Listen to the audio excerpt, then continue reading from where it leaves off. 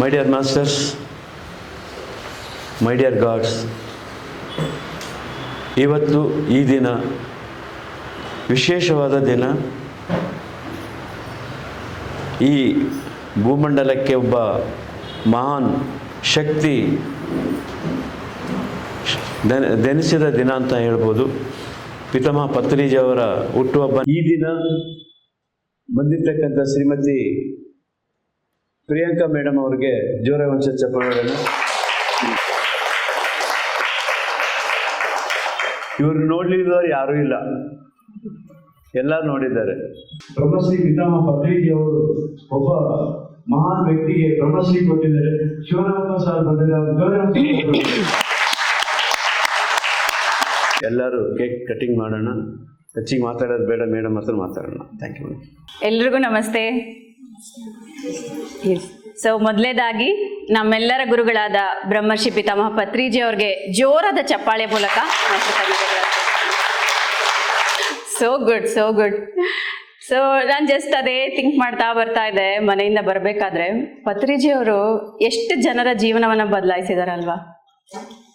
ನಂದಂದ್ರೂ complete upside down, opposite completely. ಅಂದರೆ law of ಪೋಲಾರಿಟಿ ಅಂತ ನೀವು ಕೇಳಿರ್ತೀರ, ಅಂದರೆ ಎರಡು ತುದಿ. ಆ ಥರ ನನ್ನೂ ಕೂಡ ಎಲ್ಲೋ ಇದ್ದೋಳ್ನ ಹೇಗೋ ಆ ಗೈಡೆನ್ಸ್ ಕೊಟ್ಟು ಇವತ್ತು ಇಲ್ಲಿವರೆಗೂ ತಂದಿದ್ದಾರೆ. ಜಸ್ಟ್ ಇಮ್ಯಾಜಿನ್ ಮಾಡಿ, ಪತ್ರಿಜಿ ಅವರು ನಮ್ಮ ಲೈಫಲ್ಲಿ ಇರಲಿಲ್ಲ, ಈ ಧ್ಯಾನ ನಮ್ಮಲ್ಲಿ ಇರಲಿಲ್ಲ ಅಂದರೆ ನಮ್ಮ ಲೈಫ್ ಹೆಂಗಿರ್ತಿತ್ತು ಅಲ್ವಾ? ಏಕೆಂದರೆ ಏನು ಮಾಡಿದ್ದೀವಿ ನಾವೆಲ್ಲ, ಬರೀ ನಮ್ಮ ಲೈಫಲ್ಲಿರೋ ಚಾಲೆಂಜಸ್ ಬಗ್ಗೆ ಯೋಚನೆ ಮಾಡ್ತಾ, ಅವ್ರು ಹಂಗಂದ್ರು, ಇವ್ರು ಹಿಂಗಂದ್ರು, ಅವ್ರು ಏನು ಅನ್ಕೊಂತಾರೋ, ಇವ್ರು ಏನು ಅನ್ಕೊಂತಾರೋ ಅಂತ ಬರೀ ಬೇರೆಯವ್ರ ಬಗ್ಗೆನೇ ನಾವು ಎನರ್ಜಿ ಕೊಡ್ತಾ ಇದ್ವಿ ಅಲ್ವಾ. ಪತ್ರಿಜಿ ಅವ್ರು ಬಂದು, ಇಲ್ಲ ನಿನ್ನೊಳಗಡೆ ನೀನು ಟ್ರಾವೆಲ್ ಮಾಡು, ಏನೋ ಇದೆ ನಿನ್ನಲ್ಲಿ, ನೀನು ಯಾವುದೋ ಕಾರಣಕ್ಕೆ ಬಂದಿದೀಯಾ, ಅದನ್ನ ನೆನಪಿಸಿದ್ರು ಅಲ್ವಾ. ಅವ್ರಿಗೆ ಎಷ್ಟು ಥ್ಯಾಂಕ್ಸ್ ಹೇಳಿದ್ರು ಕಮ್ಮಿನೇ ಅಲ್ವಾ. ಸೊ ಹೋಲ್ ಹಾರ್ಟಲ್ಲಿ ನಾವು ಥ್ಯಾಂಕ್ ಯು ಪತ್ರಿಜಿ ಅಂತ ಹೇಳೋಣ ಜೋರಾಗಿ. ಎಲ್ಲೋ ಕರ್ನೂಲಲ್ಲಿ ಹುಟ್ಟಿ ಒಂದು ಪಿರಮಿಡಿಂದ ಶುರುವಾಗಿ ಈಗ ಮನೆ ಮಾತಾಗಿದ್ದಾರೆ. ಯಾಕೆ ಸುಮ್ಮನೆ ಹಂಗೆ ಬಂದ್ಬಿಡುತ್ತಾ? ಇಲ್ಲ ಅಲ್ವಾ. ಅವರು ಪಟ್ಟಂತ ಕಷ್ಟ ಈ ದಿನ ನಮ್ಮೆಲ್ಲರ ಜೀವನವನ್ನು ಎಷ್ಟೋ ಉದ್ಧಾರ ಮಾಡಿದೆ ಅಲ್ವಾ. ಅವ್ರು ಕರ್ನೂರಲ್ಲಿ ಹುಟ್ತಾರೆ. ಅವರ ಲೈಫ್ ಹಿಸ್ಟ್ರಿ ನಿಮ್ಗೆ ತೆಲುಗು ಬರೋದಾದ್ರೆ ಸ್ವರ್ಣಾಮೃತ ಅಂತ ಇದೆ, ದಯವಿಟ್ಟು ಅದನ್ನು ಕೇಳಿ. ನಾವೇನು ಅನ್ಕೊಂತೀವಿ, ನಮ್ಮ ಕಷ್ಟಗಳು, ನನಗೆ ಯಾಕೆ ದೇವರಿಷ್ಟು ಕೊಡ್ತಾನೆ, ನನಗೆ ಯಾಕೆ ಕಷ್ಟ, ಚಿಕ್ಕದನ್ನೇ ಬೆಟ್ಟದಾಗ ಮಾಡ್ತೀವಿ. ಆದರೆ ಅವರ ಲೈಫ್ ಹಿಸ್ಟ್ರಿ ನೋಡ್ಕೊಂಡಾಗ ನಮ್ಮ ಲೈಫ್ ಏನೂ ಅಲ್ಲ, ನಮ್ಮ ಕಷ್ಟ ಏನೂ ಅಲ್ಲ ಅನ್ಸುತ್ತೆ ಅಲ್ವಾ. ನಾವು ಯಾರಿಗೋಸ್ಕರ ಮಾಡ್ತೀವಿ ಹೇಳಿ? ನಮ್ಮ ಮಕ್ಕಳಿಗೋಸ್ಕರ ಮಾಡ್ತೀವಿ, ನಮ್ಮ ಕ್ಲೋಸ್ ಫ್ರೆಂಡ್ಸ್ಗೋಸ್ಕರ ಏನೋ ಒಂದು ಮಾಡ್ತೀವಿ. ಆದರೆ ಅವರು ನಮ್ಮಂಥ ಕೋಟಿಗಟ್ಟಲೆ ಜನ ಉದ್ಧಾರಕ್ಕೋಸ್ಕರ ಅವರ ಜೀವನವನ್ನೇ ಮುಡುಪಾಗಿಟ್ಟಿದಾರಲ್ವಾ. ಅವ್ರ ಬಗ್ಗೆ ನೀವು ಎಷ್ಟು ಕೇಳಿದ್ರು ಕಮ್ಮಿನೇ. ಅವರು ಕರ್ನೂಲಲ್ಲಿ ಹುಡ್ತಾರೆ, ಬ್ರಾಹ್ಮಣ ಕುಟುಂಬದಲ್ಲಿ ಹುಡ್ತಾರೆ, ಒಳ್ಳೆ ವಿದ್ಯಾಭ್ಯಾಸ, ಒಳ್ಳೆ ಜಾಬ್ ಕೂಡ ಇರುತ್ತೆ ಅವ್ರಿಗೆ, ಫರ್ಟಿಲೈಸರ್ ಕಂಪ್ನಿಯಲ್ಲಿ, ಲಕ್ಸುರಿಯಸ್ ಲೈಫ್ ಅವ್ರಿಗೆ ಆ ಜಾಬಲ್ಲಿ. ಆಗ ಅವ್ರಿಗೆ ಹಿಂಗೆ ಸಡನ್ ಆಗಿ ಬುಕ್ ಸಿಗುತ್ತೆ, ರಾಂಪಾ ಮಾಸ್ಟರ್ ಬುಕ್ ಸಿಗುತ್ತೆ, 3rd ಐದು. ಅದು ಓದ್ತಾರೆ, ಏನೋ ಇದೆ ಲೈಫಲ್ಲಿ, ಇದಷ್ಟೇ ಅಲ್ಲ, ಫಿಸಿಕಲ್ ವರ್ಲ್ಡ್ ಅಷ್ಟೇ ಅಲ್ಲ, ಏನೋ ಇದೆ ಅಂತ ಅವರ ಆಧ್ಯಾತ್ಮಿಕ ಹುಡುಕಾಟ ಶುರುವಾಗುತ್ತೆ. ಅವರೆಲ್ಲ ಸೊಸೈಟಿನ ಹೋಗ್ತಾರೆ, ಎಲ್ಲವನ್ನ ಅವರು ಪ್ರಾಕ್ಟೀಸ್ ಮಾಡ್ತಾರೆ. ಆದರೂ ಅವ್ರಿಗೇನೋ ಅನ್ಸುತ್ತೆ, ಇನ್ನೂ ಏನೋ ಇದೆ ಅಂತ. ಆಗ ಅವ್ರಿಗೆ ನಮ್ಮ ಪರಮ ಗುರುಗಳು ಅಂದರೆ ಸದಾನಂದ ಯೋಗಿ ಅವರ ಪರಿಚಯ ಆಗುತ್ತೆ. ನೋಡಿ, ನೀವು ಯಾವಾಗ ರೆಡಿ ಇರ್ತೀರೋ ಆವಾಗಲೇ ಗುರು ಮುಂದೆ ಬರ್ತಾರೆ. ಅವ್ರು ಸದಾನಂದ ಯೋಗಿ ಅವರು ಕೂಡ ಅಲ್ಲೇ ಕರ್ನೂಲಲ್ಲಿ ಒಂದು ಸಣ್ಣ ರೂಮಲ್ಲಿ ಇರ್ತಾರಂತೆ 5 ವರ್ಷ. ನಾನು ಇದೇ ರೀತಿಯಾಗಿ ಯಾವುದೋ ವಿಡಿಯೋಸ್ ನೋಡಿ ಎಲ್ಲ ತಿಳ್ಕೊಂಡಿದ್ದು. 5 ವರ್ಷ ಅಲ್ಲೇ ಇದ್ರೂ ಕೂಡ 5 ವರ್ಷ ಆದಮೇಲೆ ಪತ್ರಿಜಿಯವರನ್ನ ಭೇಟಿಯಾಗೋ ಆ ಸಮಯ ಬರುತ್ತಂತೆ. ಈಗ ಫಾರ್ ಎಕ್ಸಾಂಪಲ್ ನಾವು ಮನೇಲಿ ಉಪ್ಪಿಟ್ಟು ಮಾಡ್ತೀವಲ್ವಾ, ಉಪ್ಪಿಟ್ಟು ನೀರು ಕಾದ್ಮೇಲೆ ಅಲ್ವಾ ರವೆ ಹಾಕೋದು. ನೀರು ಕಾಯೋಕ್ಕಿಂತ ಮುಂಚೆ ರವೆ ಹಾಕಿದ್ರೆ ಆಗುತ್ತಾ? ಉಪ್ಪಿಟ್ಟು ಆಗುತ್ತಾ? ತಿನ್ನಕ್ಕಾಗತ್ತಾ? ರುಚಿ ಬರುತ್ತಾ? ಇಲ್ಲ ಅಲ್ವಾ. ಅಂದರೆ ಅದು ಕರೆಕ್ಟ್ ಟೈಮ್ ಬರಬೇಕು ಆ ಉಪ್ಪಿಟ್ಟು ನೀರು ಕುದ್ದು. ಅದೇ ರೀತಿಯಾಗಿ ಒಬ್ಬ ಶಿಷ್ಯ ರೆಡಿ ಆದಾಗ, ಅವನು ರಿಸೀವ್ ಮಾಡ್ಕೊಳೋ ಸ್ಟೇಟಲ್ಲಿ ಆದಾಗ ಆಗಲೇ ಗುರು ಮುಂದೆ ಬರ್ತಾರಂತೆ. ಅದೇ ರೀತಿಯಾಗಿ ಪತ್ರಿಜಿಯವ್ರಿಗೂ ಕೂಡ ಸದಾನಂದ ಯೋಗಿ ಅವರ ಭೇಟಿ ಆಗುತ್ತೆ. ಎಷ್ಟು ಚೆನ್ನಾಗಿರುತ್ತೆ ಆ ವಿಡಿಯೋಸ್ ಎಲ್ಲ ಕೇಳಿದಾಗ. ಅವ್ರು ಹೋಗಿ ಮುಂದೆ ಕೂಡ್ತಾರಂತೆ ಸದಾನಂದ ಯೋಗಿ ಅವ್ರ ಮುಂದೆ. ಅವ್ರು ಹೇಳ್ತಾರಂತೆ, ಇಲ್ಲಿ ಏನು ಸಿಗೋದಿಲ್ಲ, ಇಲ್ಲಿ ಬರೀ ಆತ್ಮಜ್ಞಾನ ಅಷ್ಟೇ ಸಿಗೋದು, ಏನಾದ್ರೂ ಹುಡ್ಕೊಂಡು ಬಂದಿದ್ರೆ ಹೊರಟೋಗು ಅಂತ ಹೇಳ್ತಾರಂತೆ. ಅವಾಗ ಪತ್ರಿಜಿ ಅವ್ರು ಹೇಳ್ತಾರಂತೆ, ಇಲ್ಲ ಇಲ್ಲ, ನನಗೂ ಅದೇ ಆತ್ಮಜ್ಞಾನ ಬೇಕು, ನನಗೆ ಜ್ಞಾನ ಕೊಡಿ ಅಂತಂದಾಗ ಆಗ ಅವರಿಗೆ ಈ ಜ್ಞಾನದ ಉಪದೇಶ ಮಾಡ್ತಾರೆ. ಅವರ ಜೊತೆ ಎಷ್ಟೋ ಸಮಯವನ್ನ ಕಳೀತಾರೆ. ಈ ಥರ ಎಲ್ಲ ಸಾಧನೆ ಮಾಡಿದಾಗ ಆನಾಪಾನಸತಿ ಧ್ಯಾನವನ್ನು ಅವ್ರು ಪ್ರಾಕ್ಟೀಸ್ ಮಾಡ್ತಾರೆ. ಹಾಗೆ ಪಿರಮಿಡ್ಸ್ ಮೇಲೆ ಅಧ್ಯಯನ ಮಾಡ್ತಾರೆ. ಅವರು ಇಷ್ಟು ಶಕ್ತಿ ಇದೆ ಅಲ್ವಾ, ಧ್ಯಾನ ಮಾಡಿದ್ರೆ ಇನ್ನಷ್ಟು ಶಕ್ತಿ ಬರಬೇಡ ಅಂತ ಪ್ರಾಕ್ಟಿಕಲಿ ಅದನ್ನ ಎಕ್ಸ್ಪೀರಿಯನ್ಸ್ ಮಾಡಿ, ಇಲ್ಲ ಇಲ್ಲ ಇದು ಪ್ರತಿಯೊಬ್ಬರಿಗೂ ಸಿಗಬೇಕು ಅಂತ ಫಸ್ಟ್ ಕರ್ನೂಲ್ ಪಿರಮಿಡ್ ಅನ್ನ ಅವರು ಸ್ಥಾಪನೆ ಮಾಡ್ತಾರೆ. ಅದ್ರ ಹಿಂದೆನೂ ಕೂಡ ಎಷ್ಟು ಒಂದು ಕತೆ ಇದೆ. ಅಂದ್ರೆ ನಮಗೆ ಕೇಳಕ್ಕೆ ಒಂದ್ ಸಣ್ಣ ಕತೆ ಅನ್ಸುತ್ತೆ, ಆದ್ರೆ ಅವ್ರು ಪಟ್ಟಂತ ಶ್ರಮ ಇದೆ ಅಲ್ವಾ, ಅದು ಅಷ್ಟಿಷ್ಟಲ್ಲ. ಆ ಜಾಗಕ್ಕೋಸ್ಕರ ಅವರು ದಾನಿಯವ್ರ ಮನೆಗೆ ಪ್ರತಿದಿನ ಹೋಗ್ತಿದ್ರಂತೆ. 2 ತಿಂಗಳು 3 ತಿಂಗಳು ಪ್ರತಿದಿನ ಹೋಗಿ ಇಲ್ಲ ನಾನು ಪಿರಮಿಡ್ ಕಟ್ಟಬೇಕು, ಧ್ಯಾನ ಹೇಳ್ಕೊಡ್ಬೇಕು ಅಂತ ಅವ್ರಿಗೆ ಕೇಳ್ತಾ ಇದ್ರಂತೆ. ಇವ್ರು ಪ್ರತಿದಿನ ಬರೋದ್ ನೋಡ್ದೇನೆ ಅವ್ರು ಸರಿ ನಾನು ಕಟ್ಸ್ಕೊಡ್ತೀನಿ ಅಂತಂದಾಗ ಅದೇ ರೀತಿಯಾಗಿ ಕರ್ನೂಲಲ್ಲಿ ಫಸ್ಟ್ ಪಿರಮಿಡ್ ಆಗುತ್ತೆ. ಆ್ಯಂಡ್ ಎಷ್ಟು ಗ್ರ್ಯಾಟಿಟ್ಯೂಡ್ ಪತ್ರಿಜಿಗೆ, ನಾವು ಪ್ರತಿಯೊಂದು ಅವ್ರನ್ನ ನೋಡಿ ಕಲಿಬೇಕು ಅನ್ಸುತ್ತೆ. ಅಂದ್ರೆ ಅವ್ರೊಬ್ರು ರೋಲ್ ಮಾಡಲ್ ತರ, ಅವ್ರ ಲೈಫ್ ಸ್ಟೈಲ್ ಹೆಂಗಿತ್ತಪ್ಪ, ಅವ್ರು ಯಾವ ತರ ಇದ್ರು, ನಾವು ಅದೇ ತರ ಇರ್ಬೇಕಲ್ವಾ. ಅವರು ಆ ಜಾಗ ಕೊಟ್ಟವ್ರು ಇದಾರಲ್ವಾ, ಅವರು ಎಲ್ಲೇ ಬಂದ್ರು ಕೂಡ ಯಾವುದೇ ಸೆಷನ್ ನಡೀತಾ ಇದ್ರೆ ಅವ್ರು ಬರ್ತಾ ಇದ್ರೆ ಪತ್ರಿಜಿ ಕುತ್ಕೊಂಡು ಎದ್ದೋಗ್ತಿದ್ರಂತೆ ಅವ್ರನ್ನ ಕರ್ಕೊಂಬರಕ್ಕೆ. ಅವ್ರನ್ನ ಕರ್ಕೊಂಬಂದು ಅವ್ರ ಸೀಟಲ್ಲಿ ಕೂಡಿಸಿ ಅವ್ರಿಗೆ ಕಾಲು ತುತ್ತಾ ಇದ್ರಂತೆ. ಯಾವಾಗ ಕಂಡ್ರು ಅದನ್ನ ಮಾಡ್ತಾ ಇದ್ರಂತೆ. ನೋಡಿ ಎಷ್ಟು ಗ್ರ್ಯಾಟಿಟ್ಯೂಡ್ ಅಲ್ವಾ, ಎಷ್ಟು ತಾಯಿಯ ಹೃದಯ. ನಾವೇನ್ ಮಾಡ್ತೀವಿ, ಒಂದು ತುಂಬಾ ಚೆನ್ನಾಗಿರ್ತಾರೆ ನಮ್ಮ ಲೈಫಲ್ಲಿ, ಎಲ್ಲರೂ ಎಷ್ಟು ಸಹಾಯ ಮಾಡಿರ್ತಾರೆ, ಒಂದು ಮಾತು ಅಂದ ತಕ್ಷಣ ಏನ್ ಮಾಡ್ತೀವಿ, ಅವ್ರಿಗೆ ಭಯಕ್ಕೆ ಸ್ಟಾರ್ಟ್ ಮಾಡ್ತೀವಲ್ವಾ. ಆದ್ರೆ ನಮ್ಮ ಪತ್ರಿಜಿ ಏನ್ ಹೇಳ್ಕೊಟ್ಟಾರೆ, ಅವರು ಯಾರೇ ಆಗ್ಲಿ ನಿಮಗೆ ಏನೇ ಸಹಾಯ ಮಾಡ್ಲಿ ಕೊನೆವರೆಗೂ ಅವ್ರಿಗೆ ನೀವು ಗ್ರ್ಯಾಟಿಟ್ಯೂಡ್ ಅನ್ನ ತಿಳಿಸ್ಬೇಕು, ಕನ್ವೆ ಮಾಡ್ಬೇಕು ಅಂತ. ಸೊ ಈಗ ಇದೆಲ್ಲ ನೋಡಿಕೊಂಡು ಅವರು ಡಿಸೈಡ್ ಮಾಡ್ತಾರೆ, ಇಲ್ಲ ನಾನು ಈ ಥರ ಜಾಬ್ ಮಾಡ್ತಾ ಇದ್ರೆ ನಾನು ಪ್ರತಿಯೊಬ್ಬರಿಗೂ ಹೇಳ್ಕೊಡೋಕೆ ಹೆಂಗೆ ಸಾಧ್ಯ, ಟೈಮ್ ತುಂಬ ಕಮ್ಮಿ ಇದೆ ಅಲ್ವಾ ಅಂತ ಎಷ್ಟೋ ಹೈ ಪೇ ಸ್ಯಾಲ್ರಿಯನ್ನು, ಆ ಜಾಬನ್ನು, ಲಕ್ಸುರಿಯಸ್ ಲೈಫನ್ನು ಬಿಟ್ಬಿಡ್ತಾರೆ. ಬಿಟ್ಟು ಇಲ್ಲ ಇನ್ನು ನಾನು ಪ್ರತಿಯೊಬ್ಬರಿಗೂ ಮನೆಗೆ ಹೋಗಿ ನಾನು ಧ್ಯಾನ ಹೇಳ್ಕೊಡ್ತೀನಿ ಅಂತ ಹೇಳ್ತಾರೆ. ಒಬ್ಬರಿಗೆ, ಕೇವಲ ಒಬ್ಬರಿಗೆ ಧ್ಯಾನ ಹೇಳ್ಕೊಡೋಕೆ ಅವರು ವಾರದಲ್ಲಿ 2 ದಿವಸ 2 ತಾಸು ಟ್ರಾವೆಲ್ ಮಾಡ್ತಿದ್ರಂತೆ. ಟ್ರಾವೆಲ್ ಮಾಡಿ ಬೆಳಗ್ಗೆ ಮುಂಚೆನೇ ಇರ್ತಿತ್ತಂತೆ ಬಸ್ಸು, 8 ಗಂಟೆಗೆ 7 ಗಂಟೆಗೆ ಯಾರಾದರೂ ಮನೆಗೆ ಹೋದ್ರೆ ಸೇರಿಸ್ಕೊಳಲ್ವಲ್ಲ ಅಂತ ಬಸ್ ಸ್ಟ್ಯಾಂಡಲ್ಲಿ ಕಾಯ್ತಾ ಇದ್ರಂತೆ ಅವರು. ಮತ್ತೆ 2-3 ತಾಸು ಕಾದು ಅಲ್ಲಿಗೆ ಹೋಗಿ ಅವ್ರಿಗೆ ಧ್ಯಾನ ಹೇಳ್ಕೊಟ್ಟು ಮತ್ತೆ ವಾಪಸ್ ಬರ್ತಾ ಇದ್ರಂತೆ. ನೋಡಿ ಎಷ್ಟು ಅಲ್ವಾ, ಎಷ್ಟು ಅವ್ರ ಲೈಫನ್ನೇ ಡೆಡಿಕೇಟ್ ಮಾಡಿದ್ದಾರೆ. ಅವ್ರಿಗೆ ಇನ್ನೊಂದ್ಸಲ ನಾವು ಚಪ್ಪಾಳೆ ಮೂಲಕ ನಾವು ಥ್ಯಾಂಕ್ಸ್ ಅಂತ ಹೇಳೋಣ. ಸೊ ಪತ್ರಿಜಿ ಅವರು ನನ್ನ ಲೈಫಲ್ಲೂ ಕೂಡ ಎಷ್ಟೋ ಚೇಂಜಸ್, ಮಿರಾಕಲ್ಸ್ ನನ್ನ ಲೈಫಲ್ಲಿ ಅದು ಪತ್ರಿಜಿಯಿಂದನೇ ಸಾಧ್ಯ ಅಂತ ನನಗನ್ಸುತ್ತೆ. ಅಂದರೆ ಒಂದು ಗುರು ರೋಲ್ ನಮ್ಮ ಲೈಫಲ್ಲಿ ಎಷ್ಟು ಇಂಪಾರ್ಟೆಂಟ್ ಅಂತ. ಸೊ ನಾನು ಮೆಡಿಟೇಷನ್ ಸ್ಟಾರ್ಟ್ ಮಾಡಿದ್ದು 2016 ಅದಕ್ಕಿಂತ ಮುಂಚೆ ಪತ್ರಿಜಿ ಅವರು ನಮ್ಮೂರಿಗೆ ಬಂದಿದ್ರು. ಅಂದರೆ ನಮ್ಮದು ಕೊಟ್ಟೂರು, ನನ್ನ ಹಸ್ಬೆಂಡ್ ಊರು ಕೊಟ್ಟೂರು. ಅಲ್ಲಿ ಪಿರಮಿಡ್ ಬುನಾದಿ ಪೂಜೆಗೆ ಅವ್ರು ಬಂದಿದ್ರು ಮೆಡಿಟೇಷನ್ ಮಾಡ್ಸೋಕ್ಕೆ. ಅವಾಗ ನನಗೆ ಯಾರು ಅಂತ ಗೊತ್ತಿಲ್ಲ, ಏನು ಅಂತ ಗೊತ್ತಿಲ್ಲ, ಮೆಡಿಟೇಷನ್ ಏನು ಅಂದರೆ ಗೊತ್ತಿಲ್ಲ. ಸೊ ನಮ್ಮನ್ನೆಲ್ಲ ಪ್ರಿಪೇರ್ ಮಾಡಿದ್ರು ನಮ್ಮ ಅತ್ತೆ ಮಾವ. ಇಲ್ಲ ಈ ಥರ ಅವರು ಮಹಾಗುರುಗಳವರು, ಅವ್ರು ಬರ್ತಾರೆ, ಅವ್ರನ್ನ ನೋಡೋಕೆ ಎಷ್ಟೋ ಲಕ್, ಪುಣ್ಯ ಮಾಡಿರಬೇಕು ಅಂತ ನಮ್ಮನ್ನೆಲ್ಲ ಪ್ರಿಪೇರ್ ಮಾಡಿದ್ರು.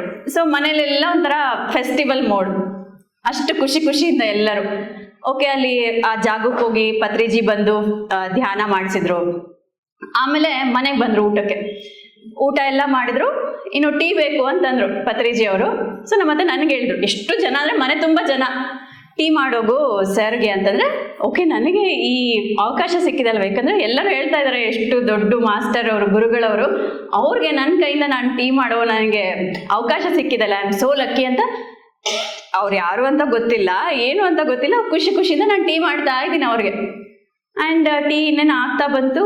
ಹೇಳಿದ್ರು ಇಲ್ಲ ಸರ್ ಹೊರಡ್ರಂತೆ, ಅವ್ರಿಗೆ ಟೀ ಬೇಡವಂತೆ ಅಂತ. ನನಗೆ ಫುಲ್ಲು ಬೇಜಾರಾಗೋಯ್ತು, ಏನಿದು ಇಷ್ಟು ಪ್ರೀತಿಯಿಂದ ಮಾಡಿದ್ದೀನಿ ಅವ್ರಿಗೆ ಕೊಡೋಕ್ಕಾಗ್ಲಿಲ್ವಲ್ಲ ಅಂತ. ಸರಿ ಎಲ್ಲರೂ ಮನೆ ಮುಂದೆ ನಿಂತ್ಕೊಂಡು ಅವ್ರಿಗೆ ಬಾಯ್ ಹೇಳ್ತಾ ಇದ್ದೀವಿ. ಫುಲ್ಲು ಜನ ಕಾರಲ್ಲಿ ಕುಂತಿದ್ದಾರೆ, ಫ್ರಂಟ್ ಸೀಟಲ್ಲಿ ಕುಂತಿದ್ದಾರೆ. ಸೊ ಇದು ಆಲ್ಮೋಸ್ಟ್ ನಡೆದು ಒಂದು 10-12 ವರ್ಷ ಆಯಿತು. ಇನ್ನೂ ನನ್ನ ಕಣ್ಣಿಗೆ ಹಂಗೆ ಕಟ್ಟಿದೆ. ಅಂದ್ರೆ live still it is live in me ಅಂತ ಅನ್ಸುತ್ತೆ. ಸೊ ಮುಂದೆ ಕುಂತಿದ್ದಾರೆ, ಈ ತರ ಕರೆದ್ರು ಬಾ ಅಂತ. ನಾನೇ ಅನ್ಕೊಂಡೆ ಯಾರನ್ನೋ ಕರಿತಾ ಇದ್ದಾರೆ ಬಿಡು, ಯಾಕಂದ್ರೆ ನಾನು ಯಾರಂತ ಗೊತ್ತಿಲ್ಲ, ಅವ್ರಿಗೆ ಮಾತಾಡ್ಸಿಲ್ಲ. ನಾನು ಅಕ್ಕಪಕ್ಕ ನೋಡ್ತಾ ಇದ್ದೀನಿ ಯಾರಿಗೂ ಕರಿತಾ ಇದ್ದಾರೇನೋ ಅಂತ. ನಿನ್ನೆ ರಾ ಅಂತಂದ್ರು, ನನಗೆ ಕರಿತಾ ಇದ್ದಾರೆ ಬಾ ಅಂತ. ನಾನು ಒಂದು 10 ಹೆಜ್ಜೆ ದೂರದಲ್ಲಿದ್ದೀನಿ. ಆ ಹೆಜ್ಜೆ ಇಡೋಕೆ ನನಗೆ ಅಷ್ಟು ಕಷ್ಟ ಆಯ್ತು ಅವತ್ತು. ಏನಾಯ್ತು ಗೊತ್ತಿಲ್ಲ, ಫುಲ್ ಎಮೋಷ್ನಲ್ ಆಗ್ತಾ ಇದ್ದೀನಿ ನಾನು. ಅವ್ರೇನು ಮಾತಾಡ್ಸಿಲ್ಲ ನನಗೆ, ಸುಮ್ಮನೆ ಕರೆದ್ರಷ್ಟೇ. ಆ 10 ಹೆಜ್ಜೆ ಹೋಗಿ ನಿಂತಿದ್ದೀನಿ. ಅವರು ಅವರ ಲೆಫ್ಟ್ ಹ್ಯಾಂಡಿಂದ ನನ್ನ ರೈಟ್ ಹ್ಯಾಂಡಿಗೆ ಹಿಡ್ಕೊಂಡು ಚಿಕ್ಕ ಮಗುಗೆ, ಇವಾಗ ನನ್ನ ಮಗ ಇದ್ದಾನೆ, ಊಟ ಮಾಡ್ಲೇನೆ ರಮಿಸ್ತೀನಲ್ವಾ ಸಿಟ್ಟಾಗಿದ್ರೆ, ಆ ಥರ ಪ್ರೀತಿಯಿಂದ ಹೇಳ್ತಾ ಇದ್ದಾರೆ, ನನಗೆ ಹೊಟ್ಟೆ ಸರಿ ಇಲ್ಲ ಇವತ್ತು, ನಾನು ನೆಕ್ಸ್ಟ್ ಟೈಮ್ ಕುಡಿತೀನಿ, ನೀನು ಮಾಡ್ಕೊಡ್ತೀಯಾ ನೋಡು, ಬರ್ಕೊಂಡಿರು, ನಿಂದು ಟೀ ಪೆಂಡಿಂಗ್ ಇದೆ ಅಂತ. ಆ ಮಾತು ಅಷ್ಟು ಹೇಳ್ತಾ ಇದ್ರಲ್ವಾ, ಫುಲ್ಲು ಅಳ್ತಾ ಇದ್ದೀನಿ ನಾನು. ಯಾರಾದರೂ ಟೀ ಬೇಡಾದ್ರೆ ಅಳ್ತಾರೇನು ಸರ್? ನೀವು ನನಗೆ ಟೀ ಕುಡಿ ಅಂತ ಹೇಳ್ತೀರಿ, ನಾನು ಬೇಡಾದ್ರೆ ನೀವು ಬೇಜಾರಾಗುತ್ತೆ, ಕರೆಕ್ಟ್ ಅಳ್ತೀರಾ? ಇಲ್ಲ ಅಲ್ವಾ? ಬಟ್ ನಾನು ಫುಲ್ಲು ಅಳ್ತಾ ಇದ್ದೀನಿ. ಏನು ನನಗೆ ಏನು ಆಗ್ತಾ ಇದೆ ಅಂತ ಗೊತ್ತಾಗ್ತಾ ಇಲ್ಲ. ನಾರ್ಮಲ್ ಆಗಿ ಮಾತಾಡಿಸ್ತಾ ಇದ್ದಾರೆ. ಸೊ ನನಗೆ ಬರ್ತಾ ಏನು ರಿಯಲೈಸ್ ಆಯ್ತಂದ್ರೆ, ನಾವು ಗಾಢವಾದ ನಿದ್ದೆಲಿರ್ತೀವಿ. ಓಕೆ, ಆಫೀಸ್ಗೋ ಎಲ್ಲೋ ಹೋಗ್ಬೇಕು, ಟೈಮ್ ಆಗ್ಬಿಟ್ಟಿರುತ್ತೆ, ಯಾರೋ ಕರಿತಾ ಇರ್ತಾರೆ ಎದ್ದೇಳು ಅಂತ, ನಾವು ಎದ್ದೇಳಲ್ಲ. ಅವಾಗ ಏನು ಮಾಡ್ತಾರೆ? ಬಂದು ಹೊಡೆದು ಎಬ್ಬಿಸ್ತಾರಲ್ವಾ ನಮ್ಮ ಅಪ್ಪ ಅಮ್ಮ. ಅದೇ ರೀತಿಯಾಗಿ ನಾನು ಈ ಫಿಸಿಕಲ್ ವರ್ಲ್ಡಲ್ಲಿ ಕಂಪ್ಲೀಟ್ ಆಗಿ ಮುಳುಗೋಗಿ ಒಂದು ಗಾಢ ನಿದ್ದೆಲಿದ್ದೆ. ಆ ಅವೇಕನಿಂಗ್ ಟೈಮ್ ಅಂತ ಹೇಳ್ತಾರಲ್ವಾ, ಬಡ್ದು ಎಬ್ಸೋದು ಅಂತಾರಲ್ವಾ, ಪತ್ರಿಜಿ ಅವತ್ತು ನನಗೆ ಅದು ಮಾಡಿದ್ರು ಅಂತ ನನಗೆ ಅನಿಸುತ್ತೆ. ಆ್ಯಂಡ್ ಅವತ್ತಿಂದ ದಿನಕ್ಕೂ ಕಂಪ್ಲೀಟ್ ಡಿಫ್ರೆಂಟ್ ಒಂದೊಂದು ಎಕ್ಸ್ಪೀರಿಯನ್ಸ್ ನನಗೆ ಆಗ್ತಾ ನಂದೇ ನಾನು ನೋಡ್ಕೊಂಡ್ರೆ ಅಬ್ಬಾ ನಾನು ಇಷ್ಟು ದಾಟ್ಕೊಂಡ್ ಬಂದಿದ್ದೀನ ಅಂತ ಅನ್ಸುತ್ತೆ. ಸೊ ಆ ಎಕ್ಸ್ಪೀರಿಯನ್ಸ್ ಆದ್ಮೇಲೆ ನಮ್ಮತ್ತೆ ಹೇಳೋರು, ಉನ್ನತ ಲೋಕ ಮಾಸ್ಟರ್ಸ್ ಭೂಮಿಗೆ ಬರೋಕ್ಕೆ ವೇಟ್ ಮಾಡ್ತಾ ಇರ್ತಾರೆ, ಅವ್ರಿಗೆ ಧ್ಯಾನದ ಗರ್ಭ ಬೇಕು, ಹಾಗೆ ಶಾಕಾಹಾರ ಗರ್ಭ ಬೇಕು ಅಂತ ಅವ್ರು ಯಾವಾಗಲೂ ಹೇಳೋರು. ಬಟ್ ಆ ಎಕ್ಸ್ಪೀರಿಯನ್ಸ್ ಪತ್ರಿಜಿನ ಮೀಟ್ ಮಾಡಿದ ತಕ್ಷಣ ಅದು ಇನ್ನೂ ಡೀಪ್ ಆಗಿ ನನಗೆ ನಾಡ್ತು. ಓಕೆ, ಅವ್ರು ಹೇಳಿದ್ರು, ಓಕೆ ಇಷ್ಟೆಲ್ಲ ಹೇಳ್ತಾ ಇದ್ದಾರಲ್ವಾ, ನಾನು ಯಾಕೆ ಮೆಡಿಟೇಷನ್ ಮಾಡಬಾರ್ದು? ನಾನು ಪ್ರೆಗ್ನೆನ್ಸಿಗೆ ಟ್ರೈ ಮಾಡ್ತಾ ಇದ್ದೆ ಅವಾಗ. ಸರಿ ಬೇಬಿ ಟ್ರೈ ಮಾಡೋಣ, ಈ ಥರ ಎಕ್ಸ್ಪೆರಿಮೆಂಟ್ ಮಾಡೋಣ, ಆಮೇಲೆ ಡಿಸೈಡ್ ಮಾಡೋಣ ಅಂದ್ಕೊಂಡು ನಾನು 2016 ಆಗಸ್ಟಲ್ಲಿ ನಾನು ಪ್ರೇಮ್ನಾಥ್ ಸರ್ನ ಭೇಟಿ ಆದೆ. ಅವರು ನನಗೆ ಧ್ಯಾನ ಯಾವ ಥರ ಮಾಡೋದು, ಆಮೇಲೆ ಬೇಬಿನ ಯಾವ ಥರ ಇನ್ವೈಟ್ ಮಾಡೋದು, ಈ ಥರ ಎಲ್ಲ ಹೇಳ್ಕೊಟ್ರು ನನಗೆ. ಸೊ ಹೇಳ್ತಾ ಇದ್ರು ಪ್ರತಿದಿನ ಧ್ಯಾನ ಮಾಡಬೇಕು, ಎಷ್ಟೊತ್ತಾಗುತ್ತೋ ಅಷ್ಟೊತ್ತು, ಒಂದಿನೂ ಮಿಸ್ ಮಾಡಬಾರ್ದು ಅಂತ. ಸರಿ ಅಂತ ನಾನು ಅದೇ ರೀತಿ ಧ್ಯಾನ ಮಾಡ್ತಾ ಹೋದೆ. ವಿತಿನ್ 3 months ನ್ಯಾಚುರಲ್ ವೇಯಲ್ಲಿ, ಈಸಿಯೆಸ್ಟ್ ವೇಯಲ್ಲಿ ನಾನು ಪ್ರೆಗ್ನೆಂಟ್ ಆದೆ. ಆ್ಯಂಡ್ ನನ್ನ ಪ್ರೆಗ್ನೆನ್ಸಿ ಜರ್ನಿನೂ ಕೂಡ ಈಸಿಯೆಸ್ಟ್ ವೇ. ಯಾವುದಾದ್ರೂ ಸುಲಭದಕ್ಕಿಂತ ಸುಲಭದ ಯಾವುದಾದ್ರೂ ಇದ್ರೆ ಅದು ನಂದೇ ಅನ್ಸುತ್ತೆ. ನಾರ್ಮಲಿ ಪ್ರೆಗ್ನೆಂಟ್ ಆದವ್ರು ನೋಡ್ತಾ ಇರ್ತೀವಿ, ತಲೆ ಸುತ್ತು ಬರೋದು, ವಾಮಿಟಿಂಗ್ಸ್ ಬರೋದು, ಸುಸ್ತಾಗ, ಇದು ಯಾವುದು ನನಗಾಗಿಲ್ಲ. ಇಡೀ ನನ್ನ ಪ್ರೆಗ್ನೆನ್ಸಿ ಜರ್ನಿಯಲ್ಲಿ ಒಂದು ದಿವಸನೂ ನಾನು ವಾಂತಿ ಮಾಡ್ಕೊಂಡಿಲ್ಲ, ಒಂದು ದಿವಸನೂ ತಲೆ ತಿರುಗಿಲ್ಲ. ಆರಾಮ್ಸೆ 8 ತಿಂಗಳವರೆಗೂ ನಾನು ಆಫೀಸ್ಗೆ ಹೋಗ್ತಾ ಇದ್ದೆ. ಆ್ಯಂಡ್ ಡೆಲಿವರಿನೂ ಕೂಡ ಈಸಿ ನಾರ್ಮಲ್ ವೇಯಲ್ಲಿ ನನಗೆ ಆಗೋಯ್ತು. ಯಾವ BP ಫ್ಲಕ್ಚುವೇಷನ್ಸ್ ಇಲ್ಲ, ಏನೂ ಇಲ್ಲ. ಆ್ಯಂಡ್ ನನ್ನ ಮಗ ಬಂದ ತಕ್ಷಣ ನನ್ನ ಲೈಫ್ ಇನ್ನೊಂದು ಟರ್ನನ್ನೇ ತಗೊಂತು. ಏಕೆಂದರೆ ನಾವೆಲ್ಲ ಪೂಜೆ ಮಾಡ್ತೀವಲ್ವಾ, ದೇವರು ನನಗೆ ಆ ದೇವ್ರ ಇಷ್ಟ, ಈ ದೇವ್ರ ಇಷ್ಟ ಅಂತ ಹೇಳ್ತೀವಲ್ವಾ. ಹೈಯರ್ ಡೈಮೆನ್ಷನ್ ಮಾಸ್ಟರ್ಸ್ ಅಂದರೆ ಅವರೇ ನಮ್ಮ ಮನೆಗೆ ನಮ್ಮ ಮಗುವಾಗಿ ಬಂದಾಗ ನಮ್ಮ ಲೈಫ್ ಪ್ರತಿದಿನ ಸೆಲೆಬ್ರೇಷನ್ಸ್. ಸೊ ನನ್ನ ಲೈಫು ಅದೇ ಥರ ಚೇಂಜ್ ಆಗೋಯ್ತು. ಒಂದೊಂದ್ಸಲ ಅನ್ಸುತ್ತೆ ನಾನು ಅವನಿಗೆ ತಾಯಿನೋ ಅಥವಾ ಅವನು ನನಗೆ ತಾಯಿನೋ ಅಂತ. ಅಷ್ಟು ಕೇರಿಂಗ್, ಅಷ್ಟು ಪ್ರೀತಿ, ಅದು ಬಾಯಲ್ಲಿ ಹೇಳೋಕ್ಕಾಗಲ್ಲ. ನಾನೇನಾದರೂ ಸ್ವಲ್ಪ ಹುಷಾರಿಲ್ಲ ಅಂತ ಮಲಗಿದ್ರೆ ಮುಗಿದೋಯ್ತಿನ, ಎಲ್ಲಿಲ್ಲದ ಕೇರ್ ಮಾಡ್ತಾನೆ. ಆ್ಯಂಡ್ ಅವನು ಆಡೋ ಮಾತುಗಳು ಒಂದೊಂದು, ಎಷ್ಟೋ ಬುಕ್ಸ್ ಓದಿದ್ರೆ ನಮಗೆ ಅರ್ಥ ಆಗೋದು ಒಂದಷ್ಟು ಮಾತಲ್ಲಿ ಹೇಳ್ತಾನೆ. ಸೊ ನನ್ನ ಮಗನ ಲೈಫ್ಗೆ ಬರೋಕ್ಕೆ ಕಾರಣ ಆಗಿದ್ದು ಕೂಡ ಈ ಧ್ಯಾನನೇ. ಆ್ಯಂಡ್ ಓಕೆ, ಇದರಲ್ಲಿ ಏನೋ ಇದೆ. ಯಾಕಂದರೆ ನಾನು ಏನು ಅಂದ್ಕೊಂಡಿದ್ನೋ, ನನಗೆ ಯಾವ ಥರ ಬೇಬಿ ಬೇಕೋ ಅದೇ ಥರ ಬೇಬಿ ನನ್ನ ಲೈಫಲ್ಲಿ ಬಂತು. ಆ್ಯಂಡ್ ಅವ್ನು ಯಾವಾಗ ನೋಡಿದ್ರು ಖುಷಿಯಾಗಿರ್ತಾನೆ, ಹ್ಯಾಪಿ ಸೋಲ್, ಹ್ಯಾಪಿ ಬೇಬಿ. ಇವಾಗ ನಾವು ಕೆಲವೊಂದು ಮಕ್ಕಳನ್ನ ನೋಡ್ತಾ ಇರ್ತೀವಿ, ಬರೀ ಅಳ್ತಾ ಇರುತ್ತೆ, ಮಂಕ ಕುತ್ಕೊಂಡಿರುತ್ತೆ. ಅದು ನಾನಿದ್ದೆ ಚಿಕ್ಕವಳಿದ್ದಾಗ, ಯಾವಾಗಲೂ ಅಳೋದು ಚಿಕ್ಕವಳಿದ್ದಾಗ, ಯಾವಾಗಲೂ ಸೈಲೆಂಟ್ ಆಗಿರೋದು, ಏನೋ ಕಳ್ಕೊಂಡಿರೋ ಥರ, ಏನೋ ಲೈಫಲ್ಲಿ ಇಲ್ಲ ಅನ್ನೋ ಥರ. ನೀವು ನಂಬ್ತಿರೋ ಬಿಡ್ತಿರೋ, ನನಗೆ ಒಂದು ಸ್ವಲ್ಪ ತಿಳುವಳಿಕೆ ಬಂದಾಗಿಂದ ಪ್ರತಿ ಸಲ ನಾನು ಏನು ಅನ್ಕೊಂತಿದ್ದೆ ಅಂದರೆ, ನಾನು ಯಾಕೆ ಬದುಕಿದ್ದೀನಿ, ನಾನು ಇಲ್ಲ ಅಂದರೆ ಚೆನ್ನಾಗಿರ್ತಿತ್ತಲ್ವಾ. ಬರೀ ಈ ಥರ ಅನ್ವಾಂಟೆಡ್ ಥಾಟ್ಸ್. ಇದರಿಂದ ಏನಾಗುತ್ತೆ? ದುಃಖ, ಬೇಜಾರು. ಆದ್ರೆ ನನ್ನ ಮಗನ ನೋಡಿದಾಗ ಎಷ್ಟು ಖುಷಿ ಆಗುತ್ತೆ ಗೊತ್ತಾ. ನಾನು ಈ ತರ ಇರ್ಲಿಲ್ವಲ್ಲ, ಅವ್ನ್ ನೋಡಿದ್ರೆ ಪ್ರತಿಯೊಬ್ರು ಹೇಳ್ತಾರೆ ಅವ್ನ್ ಎಷ್ಟು ಹ್ಯಾಪಿ ಆಗಿರ್ತಾನಲ್ವಾ, ಎಷ್ಟು ಖುಷಿಯಾಗಿರ್ತಾನಲ್ವಾ ಅಂತ. ಅವ್ರು ಖುಷಿ ಇದ್ದಾಗ ಆಟೋಮೆಟಿಕ್ ಆಗಿ ಆ ಹ್ಯಾಪಿನೆಸ್ ನಮ್ಮ ಲೈಫಲ್ಲಿ ಬಂದ್ಬಿಡುತ್ತೆ. ಸೊ ನಾನು ಪ್ರತಿಯೊಬ್ಬರಿಗೆ ಅದೇ ಹೇಳ್ತೀನಿ, ಯಾರಿಗೆ ಮದುವೆ ಆಗಿಲ್ವೋ, ಯಾರಿಗೆ ಇನ್ನು ಮಕ್ಳು ಟ್ರೈ ಮಾಡ್ತಾ ಇದ್ದೀರೋ, ಪ್ಲೀಸ್ ಮೆಡಿಟೇಷನ್ ಮಾಡಿ. ನಿಮ್ಮ ಲೈಫ್ ನೀವು ಅನ್ಕೊಳೋದೇ ಇಲ್ಲ, ಅಷ್ಟು ಬ್ಯೂಟಿಫುಲ್ ಆಗಿ ಬದಲಾಗುತ್ತೆ. ಆ್ಯಂಡ್ ಅವರೆಲ್ಲ ಸೆಟ್ ಮಾಡ್ಕೊಂಡು ಬಂದ್ಬಿಡ್ತಾರೆ ಅವ್ರಿಗೆ ಯಾವ ಥರ ಬೇಕು ಅಂತ. ಅವ್ನ ಸ್ಕೂಲ್ ಆಗಲಿ, ಅವನಿಗೆ ಏನೇ ವಿಷಯ ಆಗಲಿ, ಅದು ನಾನು ಎಫರ್ಟ್ಸ್ ಹಾಕಿದೆ ನಂಗೆ ನೆನಪಿಲ್ಲ. ಅಥವಾ ಚಿಕ್ಕ ಮಕ್ಕಳು ಸಣ್ಣವರಿದ್ದಾಗ ಅಳ್ತಾ ಇರ್ತಾರಲ್ವಾ, ಆ ಥರ 10 ಕಾಡ್ಸಿದ್ದು ಕೂಡ ನನಗೆ ನೆನಪಿಲ್ಲ. ಸೊ ಒಂದ್ಸಲ ಹಿಂಗೆ ಒಬ್ರು ಮನೆಗೆ ಹೋಗಿದ್ದೀನಿ, ಅವನು ಇದ್ದಕ್ಕಿದ್ದಂಗೆ ಜೋರಾಗಿ ಅಳ್ತಾ ಇದ್ದಾನೆ. ನನಗೆ ಭಯ ಆಗೋಯ್ತು, ಏನು ಈ ಥರ ಅಳ್ತಾ ಇದ್ದಾರೆ ಅಂದರೆ, ಇಲ್ಲ ಪ್ರತಿದಿನ ಮಲಗಬೇಕಾದ್ರೆ ಹಿಂಗೆ ಅಳ್ತಾರೆ ಅಂತ. ಅವಾಗ ರಿಯಲೈಸ್ ಆಯ್ತು, ಅಯ್ಯೋ ಐ ಆಮ್ ಸೋ ಲಕ್ಕಿ ಅಲ್ವಾ, ಈ ಥರ ನನಗೆ ಎಕ್ಸ್ಪೀರಿಯನ್ಸೇ ಮಾಡಿಲ್ಲ, ಆ ಕಷ್ಟನೇ ನನಗೆ ಗೊತ್ತಾಗಿಲ್ಲ. ಆ್ಯಂಡ್ ನಾನು ಕಂಟಿನ್ಯೂ ಮಾಡ್ತಾ ಇದ್ದೆ ಮೆಡಿಟೇಷನ್, ಯಾವಾಗ ಆಗುತ್ತೋ ಅವಾಗ ಕಂಟಿನ್ಯೂ ಮಾಡ್ತಾನೆ ಇದ್ದೆ. ಆದರೆ ಆ್ಯಕ್ಚುಯಲ್ ಟರ್ನ್ ನನ್ನ ಲೈಫಲ್ಲಿ ಬಂದಿದ್ದು ಅಂದರೆ ಕೋವಿಡಲ್ಲಿ. ಸೊ ಕೋವಿಡ್ ಅಂದ ತಕ್ಷಣ ತುಂಬ ಜನ ಬೈಕೊಂತಾರಲ್ವಾ. ಸೊ ಯಾರ್ಯಾರು ಬೈಕೊಂಡಿದ್ರ ಕೋವಿಡ್ ಆದಾಗ? ಆದರೆ ನಾನು ಕೋವಿಡ್ಗೆ ಎಷ್ಟು ಗ್ರ್ಯಾಟಿಟ್ಯೂಡ್ ಹೇಳ್ತೀನಿ ಗೊತ್ತಾ. ಸೀರಿಯಸ್ಲಿ ಆ ಸ್ಪಿರಿಚುವಲ್ ಟರ್ನ್ ಅಂತ ಸ್ಟಾರ್ಟ್ ಆಗಿದೆ ನನಗೆ ಕೋವಿಡಿಂದ. ನಾನು ಇವಾಗಲೂ ಕೋವಿಡ್ಗೆ ಎಷ್ಟು ಥ್ಯಾಂಕ್ಸ್ ಹೇಳ್ತೀನಿ. ಸೊ ಎಲ್ಲ ಲಾಕ್ಡೌನ್ ಆಯಿತು ಅವಾಗ. ಸೊ ನನ್ನ ಹಸ್ಬೆಂಡ್ ಇಲ್ಲೇ ನಾವಿದ್ರೆ ಬೆಂಗಳೂರಲ್ಲಿ, ಇಲ್ಲೇ ಅಂಬರೀಷ್ ಮನೆ ಇದೆ ಅಲ್ವಾ, ಅದ್ರ ಹಿಂದ್ಗಡೆ ಇದ್ವಿ ನಾವು.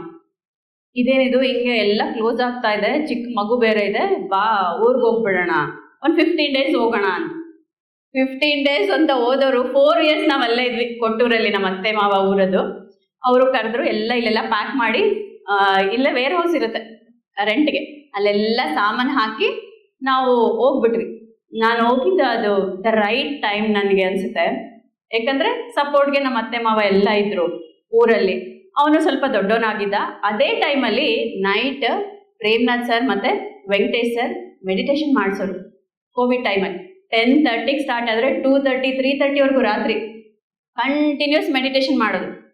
ಅದು ಆ್ಯಕ್ಚುಲಿ ನನಗೆ ಹೇಳಿ ಮಾಡಿಸೋ ಟೈಮ್ ಅನಿಸ್ತಾ ಇತ್ತು. ಯಾಕಂದರೆ 10ಗೆಲ್ಲ ಅವ್ನು ಮಲ್ಕೊಂಡ್ಬಿಡ್ತಿದ್ದ.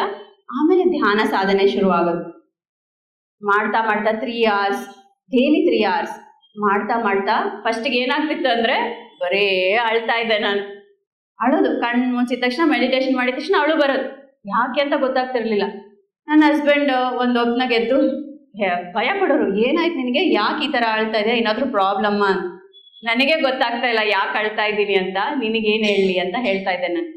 ಸೊ ಅಂದರೆ ಆ ಟೈಮ್ ನಾವು ಯಾವಾಗ ಧ್ಯಾನ ಸಾಧನೆ ಮಾಡ್ತಾ ರೆಡಿ ಆಗಿಬಿಡ್ತೀವಲ್ವ, ನಮಗೆ ಗೈಡೆನ್ಸ್ ಅದೇ ಥರ ಬರೋಕ್ಕೆ ಸ್ಟಾರ್ಟ್ ಆಗುತ್ತೆ.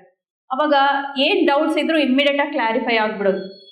ಪ್ರೇಮ್ನಾಥ್ ಸರ್ ಆಗಲಿ, ವೆಂಕಟೇಶ್ ಸರ್ ಆಗಲಿ, ಆ್ಯಂಡ್ ಮೇನ್ ಪತ್ರಿಜಿ ಅವರು. ಕಣ್ಣು ಮುಚ್ಚಿದ ತಕ್ಷಣ ನನಗೆ ಅವ್ರ ವಾಯ್ಸ್ ಕೇಳಿಸ್ಬಿಡೋದು. ನಾನು ಎಷ್ಟೋ ಸರಿ ನಾನು ಗಮನಿಸಿದ್ದೀನಿ, ನಾನೇನೋ ಕ್ರಿಯೇಟ್ ಮಾಡ್ಕೊತಾ ಇದ್ದೀನಿ ಅಂತ. ಇಲ್ಲ, ಯಾಕಂದರೆ ನಾನು ಮೀಟ್ ಮಾಡಿದ್ದು ಒಂದೇ ಸರಿ ಅವರನ್ನು, ಅವರು ಫಿಸಿಕಲ್ ಆಗಿ, ಅದು ಧ್ಯಾನಕ್ಕಿಂತ ಮುಂಚೆ. ಅವ್ರ ವಾಯ್ಸ್ ಒಂಥರ ಗಂಟೆ ಹೊಡಿದ ಥರ ಕೇಳಿಸೋದು ನನಗೆ. ಏನಾದರೂ ಗೈಡೆನ್ಸ್ ಬೇಕಾದರೆ, ಏನಾದರೂ ಮಾಡಿದ್ರೆ ಅವಾಗ ಹೇಳೋರು, ಯಾಕೆ ಅಳ್ತೀವಿ ಧ್ಯಾನ ಮಾಡಿದ ತಕ್ಷಣ ಅಂತಂದರೆ, ನಾವು ಧ್ಯಾನ ಮಾಡ್ತಾ ಚಿಕ್ಕ ವಯಸ್ಸಿಂದ ಎಷ್ಟೆಲ್ಲ ಒಳಗಡೆ ಇಟ್ಕೊಂಡ್ಬಿಟ್ಟಿರ್ತೀವಲ್ವ. ಇವಾಗಲೂ ಕೆಲವೊಂದು ನಮಗೆ ಬೇಜಾರಾಗೋ ಮಾತುಗಳು ಯಾರಾದರೂ ಹೇಳಿರ್ತಾರೆ, ನಮ್ಮ ಟೀಚರ್ಸ್ ಆಗಿರ್ಬೋದು, ನಮ್ಮ ಪೇರೆಂಟ್ಸ್, ಅದು ಇನ್ನೂ ಒಳಗಡೆ ನೆನಪಿರುತ್ತೆ. ಯಾವಾಗ ನಡೆದಿದ್ದು? ಒಂದು 30-40 ವರ್ಷ ಹಿಂದೆ ನಡೆದಿದ್ದು. ಅಂದರೆ ಅದು ಇನ್ನೂ ನಿಮಗೆ ದುಃಖ ತಂದುಕೊಡ್ತಾ ಇದೆ, ಇನ್ನೂ ನಿಮಗೆ ಅದು ನೆನಪಿದೆ ಅಂದರೆ ನೀವು ಅದನ್ನು ಲೆಟ್ ಗೋ ಮಾಡಿಲ್ಲ, ನಿಮ್ಮ ಒಳಗಡೆ ಇನ್ನೂ ಇದೆ ಅಂತ. ಆ ಥರ ಒಂದು ವಿಷಯನೋ 2 ವಿಷಯನೋ ಎಷ್ಟೋ ಒಳಗಡೆ ಹಾಕೊಂಡು ಗುಡ್ಡ ಥರ ಬೆಳೆಸ್ಬಿಟ್ಟಿರ್ತೀವಂತೆ. ಇದೇನಾಗುತ್ತೆ, ಧ್ಯಾನ ಮಾಡಲಿಲ್ಲ ಅಂದರೆ ಬರ್ತಾ ನಿಮ್ಮ ಹೆಲ್ತ್ ಅಪ್ಸೆಟ್ ಆಗುತ್ತೆ. ನಮ್ಮ ಎಮೋಷನಲ್ ಬಾಡಿ, ನಮ್ಮ ಫಿಸಿಕಲ್ ಬಾಡಿ ಇಂಟರ್ಲಿಂಕ್ಡ್. ಯಾವಾಗ ಸರಿಯಲ್ಲದ ಎಮೋಷನ್ಸ್ ಎಲ್ಲ ನೀವು ಅದರಲ್ಲಿ ಬೆಳೆಸ್ಕೊಂಡ್ಬಿಟ್ಟಿರ್ತೀವಲ್ಲ, ಅಲ್ಲಿ ನಿಮಗೆ ಬೇಕಾದ ನಿಮ್ಮ ಎನರ್ಜಿ ಬಾಡಿ ಸಿಗ್ತಾ ಇರಲ್ಲ. ಅವಾಗ ಏನಾಗುತ್ತೆ, ನಿಮ್ಮ ನಾಡಿಗಳೆಲ್ಲ ಕ್ಲೋಸ್ ಆಗ್ತಾ ಬರುತ್ತೆ. ನಾಡಿಯಲ್ಲಿ ಶಕ್ತಿ ಇಲ್ಲ ಅಂತಂದ್ರೆ ಏನಾಗುತ್ತೆ, ಮೆಲ್ಲಕ್ಕೆ ಒಂದೊಂದೇ ರೋಗಗಳು ಬರ್ತಾ ಹೋಗುತ್ತೆ. ಸೊ ಧ್ಯಾನ ಮಾಡಿದ ತಕ್ಷಣ ಏನಾಗುತ್ತೆ, ಫಸ್ಟ್ ಅದಕ್ಕೆ ಇವೆಲ್ಲ ಎಮೋಷನ್ಸ್ ರಿಲೀಸ್ ಆಗುತ್ತೆ. ಸೊ ನನಗೂ ಅದೇ ಆಗಿದ್ದು. ಚಿಕ್ಕ ವಯಸ್ಸಿಂದ ಇದೆಲ್ಲ ಮಾಡ್ತಿದ್ನಲ್ವ, ನಾನು ಯಾಕೆ ಬದುಕಿದ್ದೀನಿ, ಯಾಕಿದ್ದೀನಿ, ಇವೆಲ್ಲ ಒಳಗಡೆ ಸೇರಿ ಅದು ಗುಡ್ಡೆ ಆಗಿ ಒಂದು ದುಃಖದ ಪ್ರಪಂಚವನ್ನು ನಾನು ಕಟ್ಕೊಂಡ್ಬಿಟ್ಟಿದ್ದೆ.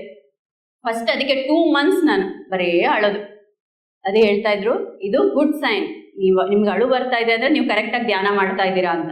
ಸೊ ಅಳು ಬಂದು ಏನಾಗುತ್ತೆ, ಅದೆಲ್ಲ ರಿಲೀಸ್ ಆಗುತ್ತೆ. ಇನ್ನು ಕೆಲವೊಬ್ರಿಗೆ ಏನಾಗುತ್ತೆ, ಬಾಡಿ ಪೇನ್ಸ್ ಬರುತ್ತೆ ಜಾಸ್ತಿ ಮೆಡಿಟೇಷನ್ ಮಾಡಿದ್ರೆ.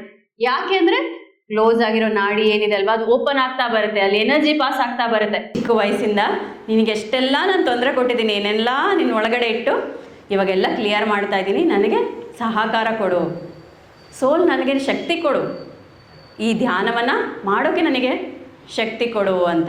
ಸೊ ಈ ಥರ ಒಬ್ಬೊಬ್ರಿಗೆ ಏನಾಗುತ್ತೆ, ಅಳು ಬರುತ್ತೆ, ಒಬ್ಬೊಬ್ಬರಿಗೆ ಬಾಡಿ ಪೇನ್ಸ್ ಬರುತ್ತೆ, ಇನ್ನೂ ಕೆಲವೊಬ್ರಿಗೆ ಏನಾಗುತ್ತೆ, ಭಯ ಆಗುತ್ತೆ. ಕಣ್ಣು ಮುಚ್ಚಿದ್ರೆ ಯಾರೋ ಬಂದ್ಬಿಡ್ತಾರೇನೋ ನನ್ನಲ್ಲಿ, ಯಾರೋ ನನಗೇನೋ ಮಾಡಿಬಿಡ್ತಾರೇನೋ ಅಂತ. ಅದಕ್ಕೆ ಹೇಳ್ತಾರೆ, ಧ್ಯಾನ ಮಾಡಿದ್ರೆ ಯಾರೂ ನಿಮ್ಮನ್ನು ಮುಟ್ಟೋಕ್ಕೂ ಆಗಲ್ವಂತ. ಅವೆಲ್ಲ ನಮ್ಮೊಳಗಡೆ ಇರೋ ಭಯ. ಸೊ ಅವಾಗ ಏನು ಹೇಳ್ಕೋಬೇಕು, ನನ್ನ ಯಾರು ಏನು ಮಾಡೋಕ್ಕಾಗಲ್ಲ, ನನ್ನ ಯಾರು ಏನು ಮಾಡೋಕ್ಕಾಗಲ್ಲ. ಸೊ ನನ್ನ ಎಕ್ಸ್ಪೀರಿಯನ್ಸ್ ಹೇಳ್ತೀನಿ. ಹೇಳಿದ್ದಲ್ವ, ಚಿಕ್ಕ ವಯಸ್ಸಿಂದ ಒಬ್ಬರು ಖುಷಿಯಾಗಿ ಇಲ್ಲದೆ ಇರೋಕ್ಕೆ ಏನೇನು ಬೇಕೋ ಅದೆಲ್ಲ ನನ್ನಲ್ಲಿತ್ತು. ಓಕೆ, ಏನೇನಿರ್ಬೋದು ಹೇಳಿ? ಭಯ, ದುಃಖ, ಲೋನ್ಲಿನೆಸ್, ಮತ್ತು ನೆಗೆಟಿವ್ ದಟ್ ಕೋಪ, ಸಿಟ್ಟು, ಅಸೂಯೆ, ಇದೆಲ್ಲ ನನ್ನಲ್ಲೂ ಇತ್ತು. ಎಷ್ಟು ಭಯ ಅಂತಂದರೆ, ನನಗೆ ಚಿಕ್ಕ ವಯಸ್ಸಲ್ಲಿ ನಮ್ಮ 2 ಫ್ಲೋರ್ಸ್ ಇರ್ತಿತ್ತು. 7 o'clock ಆದರೆ ಗ್ರೌಂಡ್ ಫ್ಲೋರಿಂದ ಮೇಲೆ ಫಸ್ಟ್ ಫ್ಲೋರ್ ಹೋಗೋಕ್ಕೆ ಭಯ. ಆ್ಯಂಡ್ ನಮ್ಮದೆಲ್ಲ ಅವಾಗ ಹಳೆ ಮನೆ ಅಲ್ವಾ, ನಂದು ಕಂಪ್ಲಿ, ನಾನು ಹುಟ್ಟಿ ಬೆಳೆದಿದ್ದೆಲ್ಲ ಅಲ್ಲಿಂದ ವಾಶ್ರೂಮ್ ಕೆಳಗಿರೋದು. ರಾತ್ರಿ ವಾಶ್ರೂಮ್ ಬರೋಕ್ಕೆ ಭಯ, ನಮ್ಮ ಅಮ್ಮನೇ ಎಬ್ಬಿಸ್ತಾ ಇದ್ದೆ ನಾನು. ಆದಷ್ಟು ನಾನು ಹೋಗ್ತಾ ಇರಲಿಲ್ಲ. ಇನ್ನೂ ಎಷ್ಟು ಡೀಪಾಗಿತ್ತು ಅಂದರೆ, ನಾನು ಸ್ಲೀಪ್ ವಾಕ್ ಮಾಡ್ತಾಯಿದ್ದೆ ಚಿಕ್ಕ ವಯಸ್ಸಲ್ಲಿ. ಮೇಲೆ ಮಲಗ್ತಾ ಇದ್ದೆ, ಬೆಳಗ್ಗೆ ಎದ್ದ ತಕ್ಷಣ ಅವ್ವ ತಾತನ ಜೊತೆ ಇರ್ತಾಯಿದ್ದೆ. ಹೆಂಗಿರ್ತಾಯಿದ್ದೆ ಗೊತ್ತಿಲ್ಲ. ಸೊ ಈ ಥರ ಇರಬೇಕಾದ್ರೆ ಹೀಗೆ ನೈಟ್ ಕೋವಿಡ್ ಟೈಮಲ್ಲಿ ಮೆಡಿಟೇಷನ್ ಮಾಡ್ತಾ ಮಾಡ್ತಾ ಸೇಮ್ 2:30 ಆಯಿತು, ವಾಶ್ರೂಮ್ಗೆ ಹೋಗಬೇಕು, ಭಯ. ರೂಮ್ ಹೊರಗಡೆ ಇದೆ, ಹಸ್ಬೆಂಡ್ ನೆನೆಸ್ಬೇಕು ಪಾಪ, ಅವ್ರ ನಿದ್ದೆ ಯಾಕೆ ಕೆಡಿಸ್ಬೇಕು, ವರ್ಕ್ ಫ್ರಮ್ ಹೋಮ್, ಬೆಳಗ್ಗೆ ಎಲ್ಲ ಕೆಲಸ ಮಾಡಿರ್ತಾರೆ. ಏನು ಮಾಡೋದು? ನನಗೆ ಒಂದು ಕ್ವೆಶನ್ ಬಂತು, ಅರೆ ಇಷ್ಟೆಲ್ಲ ಧ್ಯಾನ ಮಾಡ್ತಾಯಿದ್ದೀನಿ, ಇಷ್ಟೆಲ್ಲ ಇದಾಗ್ತಾಯಿದೆ, ಯಾಕೆ ಈ ಭಯ ನಾನು ಕಳ್ಕೊಬೇಕಲ್ವಾ? ಸೊ ನಾನು ಗಟ್ಟಿಯಾಗಿ ಅಂದ್ಕೊಂಡೆ, ಪತ್ರಿಜಿಗೆ ನಾನು ಕೇಳಿದೆ, ನನಗೆ ಈ ಭಯದಿಂದ ಹೊರಗೆ ಬರಬೇಕು, ದಯವಿಟ್ಟು ಸಹಾಯ ಮಾಡಿ ಅಂತ. ಅವತ್ತು ವಾಶ್ರೂಮ್ಗೆ ಹೋಗಲಿಲ್ಲ, ಹಂಗೆ ಮಲ್ಕೊಂಡ್ಬಿಟ್ಟೆ. ನೆಕ್ಸ್ಟ್ ದಿನ ಮತ್ತೆ ನೈಟ್ ಮೆಡಿಟೇಷನ್ ಕೂತ್ಕೊಂಡಿದ್ದೀನಿ. ಮುಂದೆ ಯಾರೊಬ್ಬರು ನಿಂತಿದ್ದಾರೆ, ಅವ್ರ ಬೆನ್ನು ಕಾಣ್ತಾ ಇದೆ ನನಗೆ. ಸೊ ನಮಗೆಲ್ಲ ಏನು ಟ್ರೈನ್ ಮಾಡಿದ್ರಂದರೆ, ಮೆಡಿಟೇಷನಲ್ಲಿ ಯಾರೇ ಕಾಣಿಸಿದ್ರು ಮಾಸ್ಟರ್ಸ್ ಇರ್ತಾರೆ, ಅವ್ರಿಗೆ ಕ್ವೆಶನ್ಸ್ ಹಾಕಬೇಕು. ಯಾವುದೇ ಬಣ್ಣ ಕಾಣಲಿ, ಬೆಳಕು ಕಾಣಲಿ, ಇದು ಎಲ್ಲಿಂದ ಬರ್ತಾ ಇದೆ, ಇದು ಯಾಕೆ ಬರ್ತಾ ಇದೆ, ಅಥವಾ ಯಾರೋ ಕಾಣಿಸಿದ್ರು, ಇವ್ರು ಯಾಕೆ ಕಾಣಿಸ್ತಾ ಇದ್ದಾರೆ, ಇವರಿಂದ ನಾನು ಏನು ತಿಳ್ಕೊಬೇಕು, ಈ ಥರ ಎಲ್ಲ ಪ್ರಶ್ನೆ ಹಾಕಬೇಕು. ಈ ಥರ ನಾನು ಫುಲ್ಲು ಖುಷಿಯಾಗಿ ಅವರಲ್ಲಿ ಕ್ವೆಶನ್ ಹಾಕ್ತಾಯಿದ್ದೀನಿ. ನೀವು ಯಾರು, ಯಾಕೆ ಬಂದಿದ್ದೀರಾ, ನನ್ನ ಲೈಫ್ ಪರ್ಪಸ್ ಅವಾಗ ಇನ್ನೂ ಗೊತ್ತಿಲ್ಲ ಏನಂತ ಕೇಳ್ತಾ ಇದ್ದೀನಿ. ಅವರು ಹಿಂಗಿದ್ದಾರೆ, ಬೆನ್ನಿದೆ. ಸಡನ್ನಾಗಿ ಈ ಥರ ಮೆಲ್ಲಕ್ಕೆ ತಿರುಗಿದ್ರು.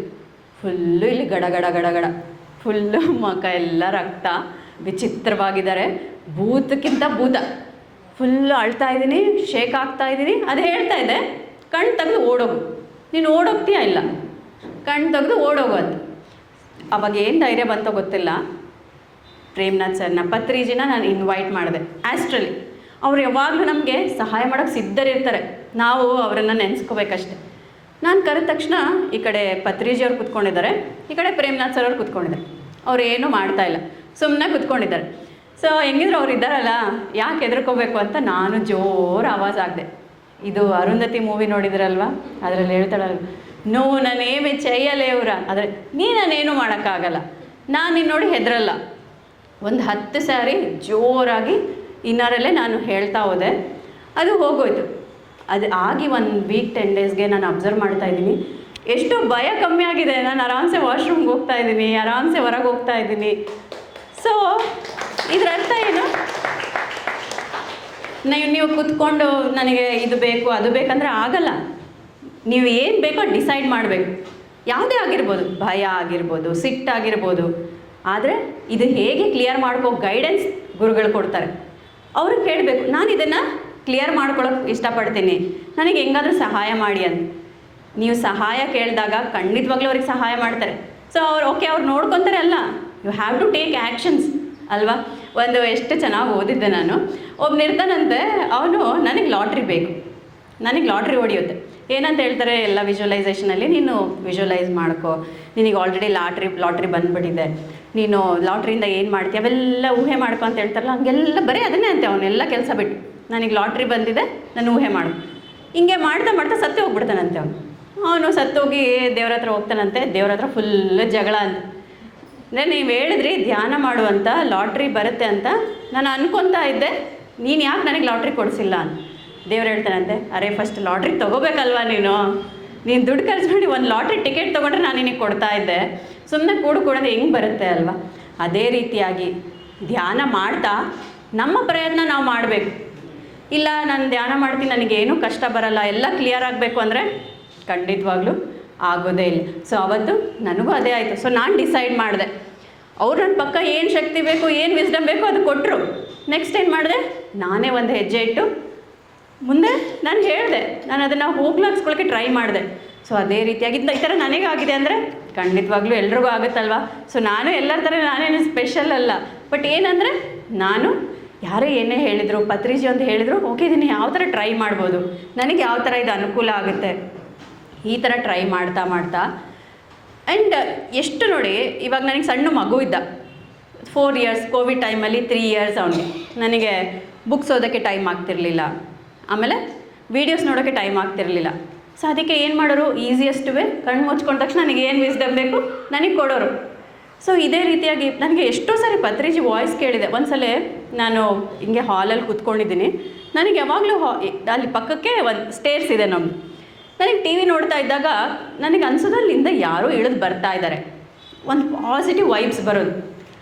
ಪ್ರತಿ ಸರಿ ಹಂಗೆ ಆಗೋದು. ಬಟ್ ನಾನು ಭಯ ಅಲ್ವಾ, ಅದು ಸ್ವಲ್ಪ ನಾನು ಅದ್ರ ಬಗ್ಗೆ ಫೋಕಸ್ ಮಾಡ್ತಾ ಇರಲಿಲ್ಲ.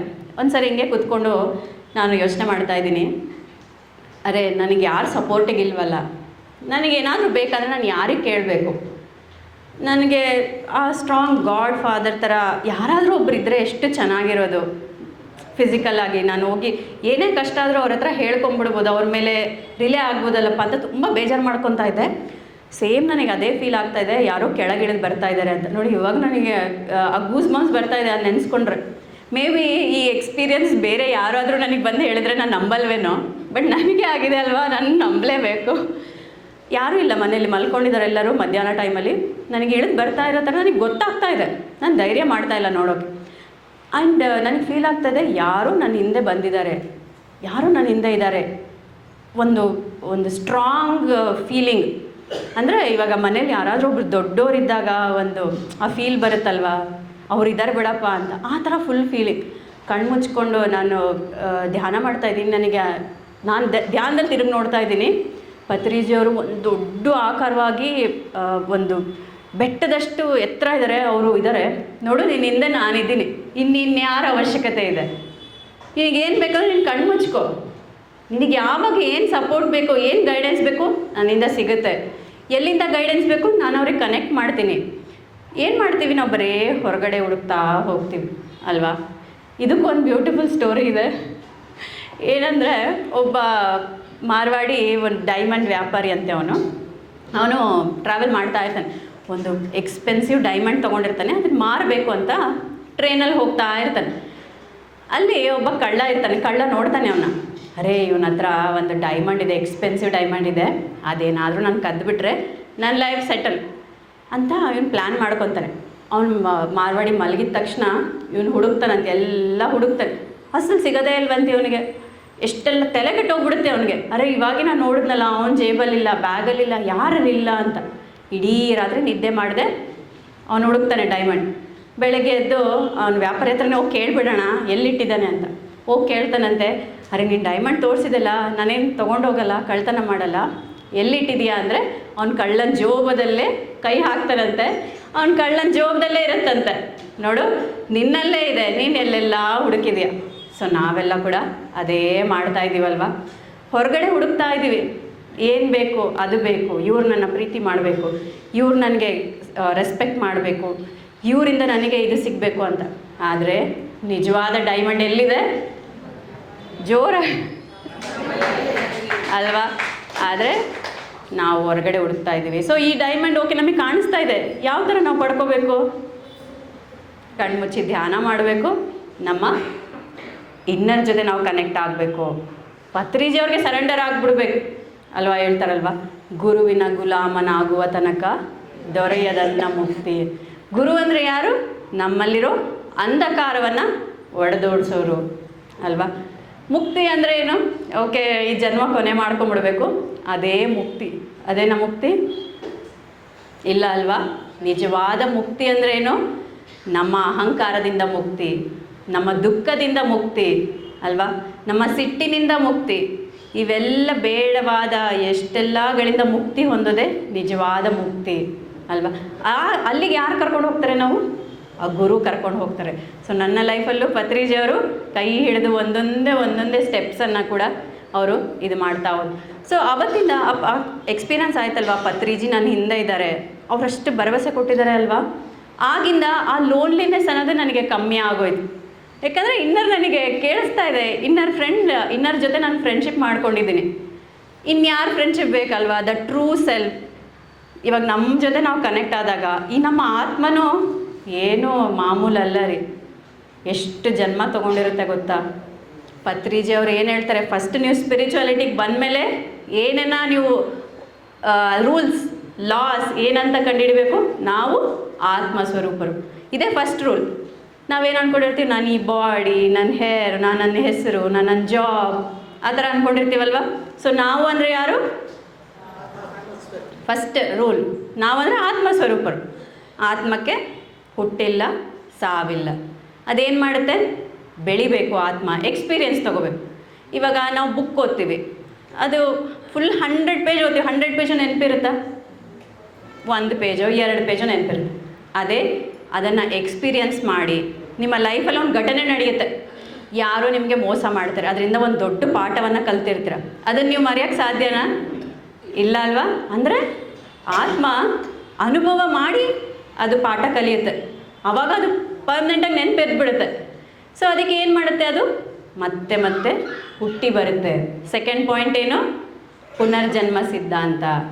ಪತ್ರಿಜಿಯವರು ಅದೇ ಹೇಳ್ತಾರೆ, ಫಸ್ಟ್ ನೀನು ಮೆಡಿಟೇಷನಿಗೆ ಬಂದಮೇಲೆ ಫಸ್ಟ್ ಇದನ್ನು ನೀನು ತಿಳ್ಕೊಬೇಕು, ಆಮೇಲೆ ಮುಂದೆ ಪುನರ್ಜನ್ಮ ಅಂದರೆ ಓಕೆ ಇವಾಗ ಬರ್ತೀವಿ, ಏನು ಮಾಡ್ತೀವಿ? ಸುಮ್ಮನೆ ಇರ್ತೀವಾ? ಏನು ಮಾಡ್ತೀವಿ? ಗೊತ್ತಿಲ್ಲ ಅಂದರೆ ಯಾರಿಗೂ ಏನೋ ಅಂತೀವಿ, ಅವರೇನೋ ಅಂದ್ರು ಅಂತ ಹೋಗಿ ಜಗಳ ಮಾಡ್ತೀವಿ, ದ್ವೇಷ ಇಟ್ಕೊತೀವಿ. ಇವೆಲ್ಲ ಏನು? Plus and minus. ಅಕೌಂಟ್ ಇರುತ್ತೆ, ನೀವು ದುಡ್ಡು ಹಾಕ್ತೀರಾ, ಡ್ರಾ ಮಾಡ್ತೀರಾ. ಇಲ್ಲ ಅಂತಂದಾಗ ಏನು ಮಾಡ್ತೀರಾ? ಸಾಲ ತೊಗೊತೀರಾ. ಸೊ ನಾವು ಮಾಡೋ ಸರಿಯಲ್ಲದ ಕರ್ಮಗಳು ಏನು? ಈ ಸಾಲದ ಥರ. ಏನು ಮಾಡ್ತೀವಿ? ಇದನ್ನು ತೀರ್ಸೋಕ್ಕೆ ಮತ್ತೆ ಬಂದೇ ಬರ್ತೀವಲ್ವ. ಇದೇ ಕರ್ಮ ಸಿದ್ಧಾಂತ ಅಂತ ಹೇಳ್ತಾರೆ. 3ನೇ ಪಾಯಿಂಟ್, ಫಸ್ಟ್ ನಾವು ಆತ್ಮಸ್ವರೂಪರು ಅಂತ ಅನ್ಕೋಬೇಕು, ಆಮೇಲೆ ಮತ್ತೆ ಹುಟ್ಟಿ ಬರ್ತೀವಿ. ಪುನರ್ಜನ್ಮ ಇದ್ದೇ ಇದೆ. ಯಾರಿಗಾದ್ರೂ ಅನಿಸುತ್ತಾ ಈ ಪುನರ್ಜನ್ಮ ಇಲ್ಲೇ ಇಲ್ಲ, ಎಲ್ಲ ಸುಳ್ಳು ಅಂತ? ಇಲ್ಲ ಅಲ್ವಾ. ಯಾಕಂದರೆ ನಾವು ಪೂಜಿಸೋ ದೇವರುಗಳು ಅಷ್ಟೇ ಅಲ್ವಾ, ಎಷ್ಟು ಅವತಾರ ತೊಗೊಂಡಿರ್ತಾರೆ. ವಿಷ್ಣು ಪರಮಾತ್ಮ ಎಷ್ಟು ಅವತಾರ ತೊಗೊಂಡಿದ್ದಾನೆ ಅಲ್ಲ. ಅಂದರೆ ಅಲ್ಲೂ ಅವ್ರು ತಿಳಿಸ್ಕೊಡ್ತಾ ಇದ್ದಾರೆ, ಪುನರ್ಜನ್ಮ ಇದೆ, ಮತ್ತೆ ನಾವು ಹುಟ್ಟಿ ಬರ್ತೀವಿ, ನಾನು ಅನ್ನೋದೆಲ್ಲೋ ಇದೆ, ಈ ಬಟ್ಟೆ ಹಾಕ್ಕೊಂಬರ್ತೀವಿ ಅಂತ. ಅದಾದಮೇಲೆ ಏನು ಹೇಳ್ತಾರೆ, ಓಕೆ ಇವಾಗ ನೀನೇನೋ ಬರ್ತೀಯ, ನೀನೆಲ್ಲ ಬ್ಯಾಲೆನ್ಸ್ ಬೆಳೆಸ್ಕೊತೀಯ, ಸಾಲ ತೊಗೊತೀಯ, ಸುಮ್ಮನೆ ಇದೇ ಥರ ಬರೋದು, ಸಾಲ ತೀರ್ಸೋದು, ಮತ್ತೆ ಸಾಲ ತೊಗೊಳೋದು, ಈ ಥರ ಮಾಡ್ತಾ ಹೋದರೆ ಎಷ್ಟು 1000 ಜನ್ಮಗಳು ಬೇಕೋ ತೀರ್ಸೋಕ್ಕೆ. ಒಂದು ಫಾಸ್ಟ್ ಆಗಬೇಕಲ್ವ, ಕೆಟಲಿಸ್ಟ್ ಬೇಕಲ್ವ. ಸೊ ಅದಕ್ಕೆ ಏನು ಮಾಡಬೇಕು? ಯೋಗ ಸಿದ್ಧಾಂತ ಅಂತ ಹೇಳ್ತಾರೆ. ಅಂದರೆ ಧ್ಯಾನ ಮಾಡೋದು. ಯೋಗ ಅಂದರೆ ಕಲೆಯಿಕೆ, ಒಂದು ಮಾಡೋದು, ನಮ್ಮ ಮನಸ್ಸನ್ನು ಉಸಿರನ್ನು ಒಂದು ಮಾಡೋದೇ ಧ್ಯಾನ. ಸೊ ಧ್ಯಾನ ಮಾಡಿದಾಗ ಏನಾಗುತ್ತೆ? ಸ್ಪೀಡ್ ಜಾಸ್ತಿ ಆಗಿಬಿಡುತ್ತೆ. 1000 ವರ್ಷ ಬರೋದು, 1000 ಜನ್ಮ ಬರೋದು, ಒಂದು 100 ಜನ್ಮನ ತೊಗೊಂಡು ಕ್ಲಿಯರ್ ಮಾಡ್ಕೊತೀವಿ. ಆ್ಯಂಡ್ ಇನ್ನೂ ಏನಂತ ಹೇಳ್ತಾರೆ, ಓಕೆ ತುಂಬ ಜನ ನಾನು ಸ್ವಲ್ಪ ಧ್ಯಾನ ಮಾಡ್ತಾ ಇದ್ದೆ, ಬಿಟ್ಟುಬಿಟ್ಟೆ, ಈಗ ನಾನು ಹಿಂದೆ ಬಿದ್ದುಬಿಟ್ಟಿದ್ದೀನೇನೋ, ಅಂದರೆ ನನಗೆ ಡಿಮೋಷನ್ ಆಗಿದೆನೋ ಅಂತ. ಆದರೆ ಹೇಳ್ತಾರೆ ಪುರೋಗಮನ ಸಿದ್ಧಾಂತ ಅಂದರೆ ಆತ್ಮ ಮುಂದೆ ಹೋಗ್ತಾನೇ ಇರುತ್ತಂತೆ, ಹಿಂದೆ ಬೀಳೋ ಪ್ರಶ್ನೆನೇ ಇರಲ್ಲ ಅಂತ. ನೀವೊಂದು ಎಕ್ಸಾಮ್ ಬರೆದಿರ್ತೀರಾ, 35 ಮಾರ್ಕ್ಸ್ ಬರಬೇಕು, ನಿಮಗೆ 30 ಮಾರ್ಕ್ಸ್ ಬರುತ್ತೆ.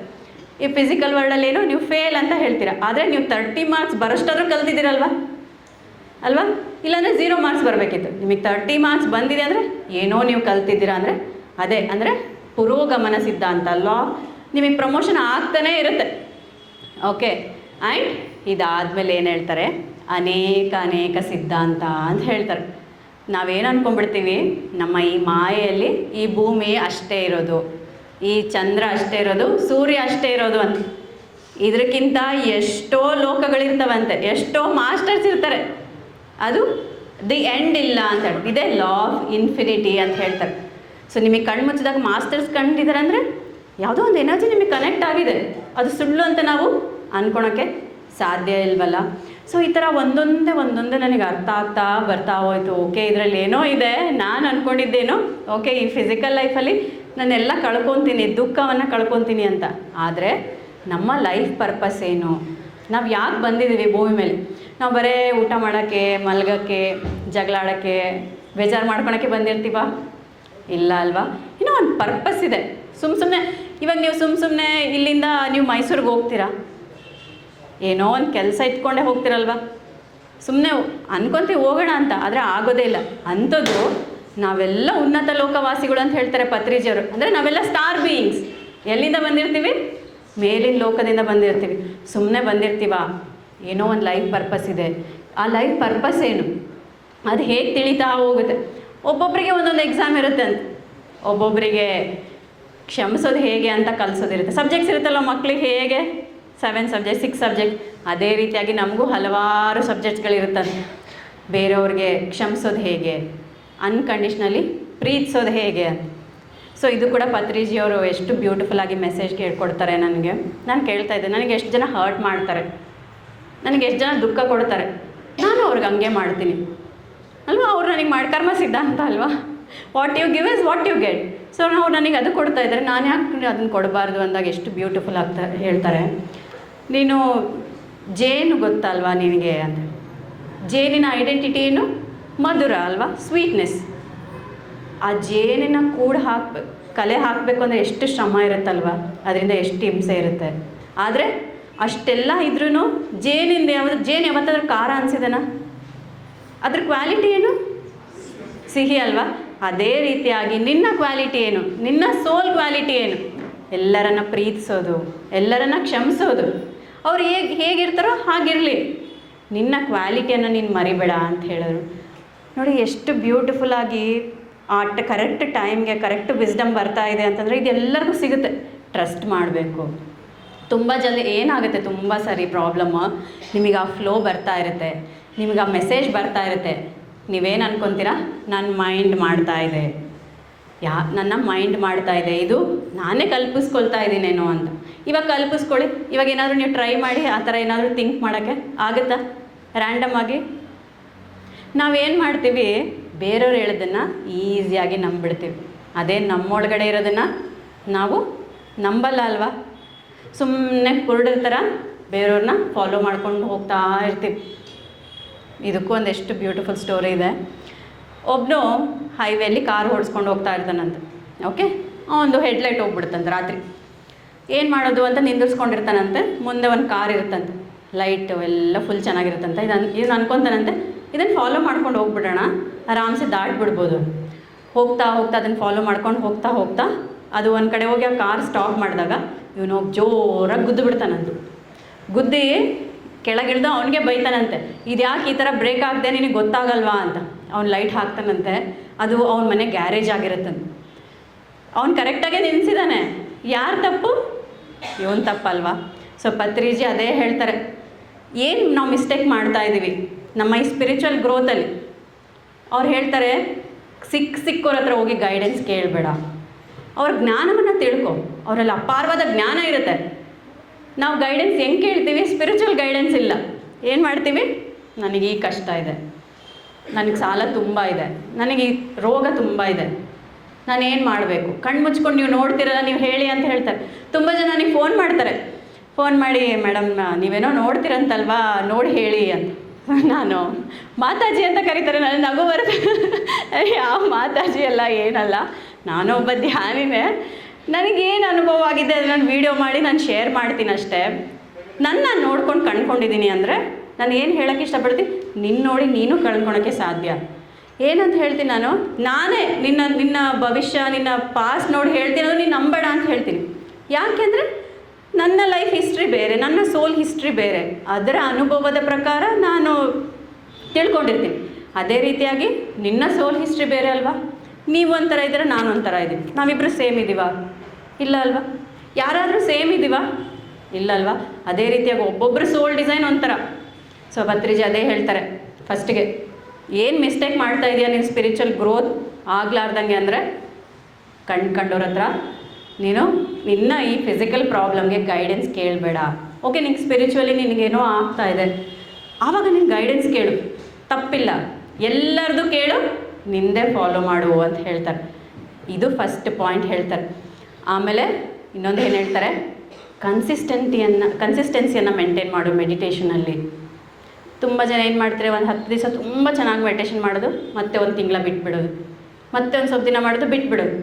ಅವಾಗ ಏನು ಚೇಂಜಸ್ ಕಾಣಲ್ಲ. ಬಟ್ ಹೇಳ್ತಾ ಇರ್ತಾರೆ, ನಾನು 5 ಇಯರ್ಸಿಂದ 10 ಇಯರ್ಸಿಂದ ನಾನು ಮೆಡಿಟೇಷನ್ ಮಾಡ್ತಾಯಿದ್ದೀನಿ, ನನಗೇನು ಡಿಫ್ರೆನ್ಸ್ ಇಲ್ಲ. ಯಾಕಿಲ್ಲ ಅಂದರೆ ನೀನು ಕನ್ಸಿಸ್ಟೆಂಟಾಗಿ ಮಾಡ್ತಾ ಇಲ್ಲ. ಏಕೆಂದರೆ ನಮ್ಮ ಮನಸ್ಸನ್ನು ಶಾಂತ ಮಾಡೋಕ್ಕೆ ಎಷ್ಟು ಕಷ್ಟ ಗೊತ್ತಾ? ಇದು ಮಂಗ ಅಂತ ಹೇಳ್ತಾರೆ, ಮಂಕಿ ಮೈಂಡ್. ಸೊ ಮಂಗ ಏನು ಮಾಡ್ತಾ ಇರುತ್ತೆ, ಒಂದು ಕಡೆ ಕುತ್ಕೊಳ್ಳುತ್ತಾ? ಇಲ್ಲ ಅಲ್ವಾ? ಒಂದು ಮರದಿಂದ ಒಂದಕ್ಕೆ, ಇನ್ನೊಂದು ಮರದಿಂದ ಇದಕ್ಕೆ ಹೋಗ್ತಾನೇ ಇರುತ್ತೆ. ಸೊ ನಮ್ಮ ಮನಸ್ಸು ಕೂಡ ಅಷ್ಟೇ, ಪಾಸ್ಟ್ಗೆ ಹೋಗ್ತಾ ಇರುತ್ತೆ, ಫ್ಯೂಚರ್ಗೆ ಹೋಗ್ತಾ ಇರುತ್ತೆ. ಇದನ್ನೇನು ಮಾಡಬೇಕು? ಕುಂದಿರಿಸ್ಬೇಕು. ಒಂದೇ ದಿನದಲ್ಲಿ ಕುಂದಿರ್ಸೋಕ್ಕಾಗುತ್ತಾ? It will take time. And ಏನು ಮಾಡ್ತಾರೆ, ನಾನು ಇವತ್ತು ಧ್ಯಾನ ಮಾಡ್ತೀನಿ, ನನಗೆ ನಾಳೆ ಚೆನ್ನಾಗಾಗ್ಬಿಡ್ಬೇಕು.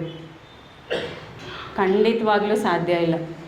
ನೀವು ಆ ಥರ ಏನಾದರೂ ಇಟ್ಕೊಂಡಿದ್ರೆ ದಯವಿಟ್ಟು ಅದನ್ನು ತೆಗೆದುಬಿಡಿ. ಇವಾಗ ನಾನು ಅದನ್ನು ಕೇಳ್ತಾ ಇದ್ದೆ, ಇವಾಗ ಓಕೆ ನಾನು ಧ್ಯಾನ ಮಾಡ್ತಾ ಇದ್ದೀನಿ, ನನಗೆಲ್ಲ ಕ್ಲಿಯರ್ ಆಗ್ತಾ ಇದೆ ಅನಿಸುತ್ತೆ, ಬಟ್ ಫಿಸಿಕಲ್ ಲೈಫಲ್ಲಿ ಏನೂ ಚೇಂಜಸ್ ಇಲ್ಲ, ಯಾಕೆ ಅಂತ ಕೇಳಿದೆ ನನ್ನ ಮಾಸ್ಟರ್ಸ್ಗೆ. ಅವಾಗ ಹೇಳ್ತಾರೆ ಪತ್ರಿಜಿಯವರು, ನಿನ್ನ ಮೊಣಕೈಗೆ ಒಂದು ದೊಡ್ಡ ಗಾಯ ಆಗಿಬಿಟ್ಟಿದೆ ಅನ್ಕೊ, ತುಂಬ ರಕ್ತ ಸೋರ್ತಾ ಇದೆ, ನೀನು ಅದೇ ಹಂಗೆ ಬಿಟ್ಬಿಟ್ರೆ ನಿನ್ನ ಕೈಯೇ ತೆಗಿಬೋದು, ಆ್ಯಂಪ್ಲಿಫೈ ಮಾಡ್ಬೋದು, ಅಥವಾ 1-2 ವರ್ಷ ಬೇಕು ಹೀಲ್ ಆಗೋಕ್ಕೆ. ಅದಕ್ಕೆ ಅದೇ ಒಂದು ಸ್ವಲ್ಪ ಆಯಿಂಟ್ಮೆಂಟು, ಕ್ರೀಮು, ಪಟ್ಟಿ ಹಚ್ಕೊಂಡ್ರೆ ಒಂದು 6 ಮಂತ್ಸಲ್ಲಿ, ಒಂದು 3 ಮಂತ್ಸಲ್ಲಿ ಆರಾಮಾಗ್ಬೋದಲ್ವಾ? ಅದೇ ರೀತಿಯಾಗಿ ಧ್ಯಾನ ಮಾಡ್ತಾ ಮಾಡ್ತಾ 90% ಕರ್ಮ ಕಳಿಯುತ್ತೆ ಅಂತ ಹೇಳ್ತಾರೆ. ಎಷ್ಟು ಕಳಿಯುತ್ತೆ? 90% ಕಳಿಯುತ್ತೆ. ಬಟ್ ಏನು, 10% ಇದ್ದೇ ಇರುತ್ತೆ. ಅದರ ಅಂದರೆ ತುಂಬ ಮೈನ್ಯೂಟ್ ಆಗಿರುತ್ತೆ. ಆದರೆ ನಮಗೇನು ಅನಿಸುತ್ತೆ, ಅದೇ ಜಾಸ್ತಿ ಅನಿಸುತ್ತೆ.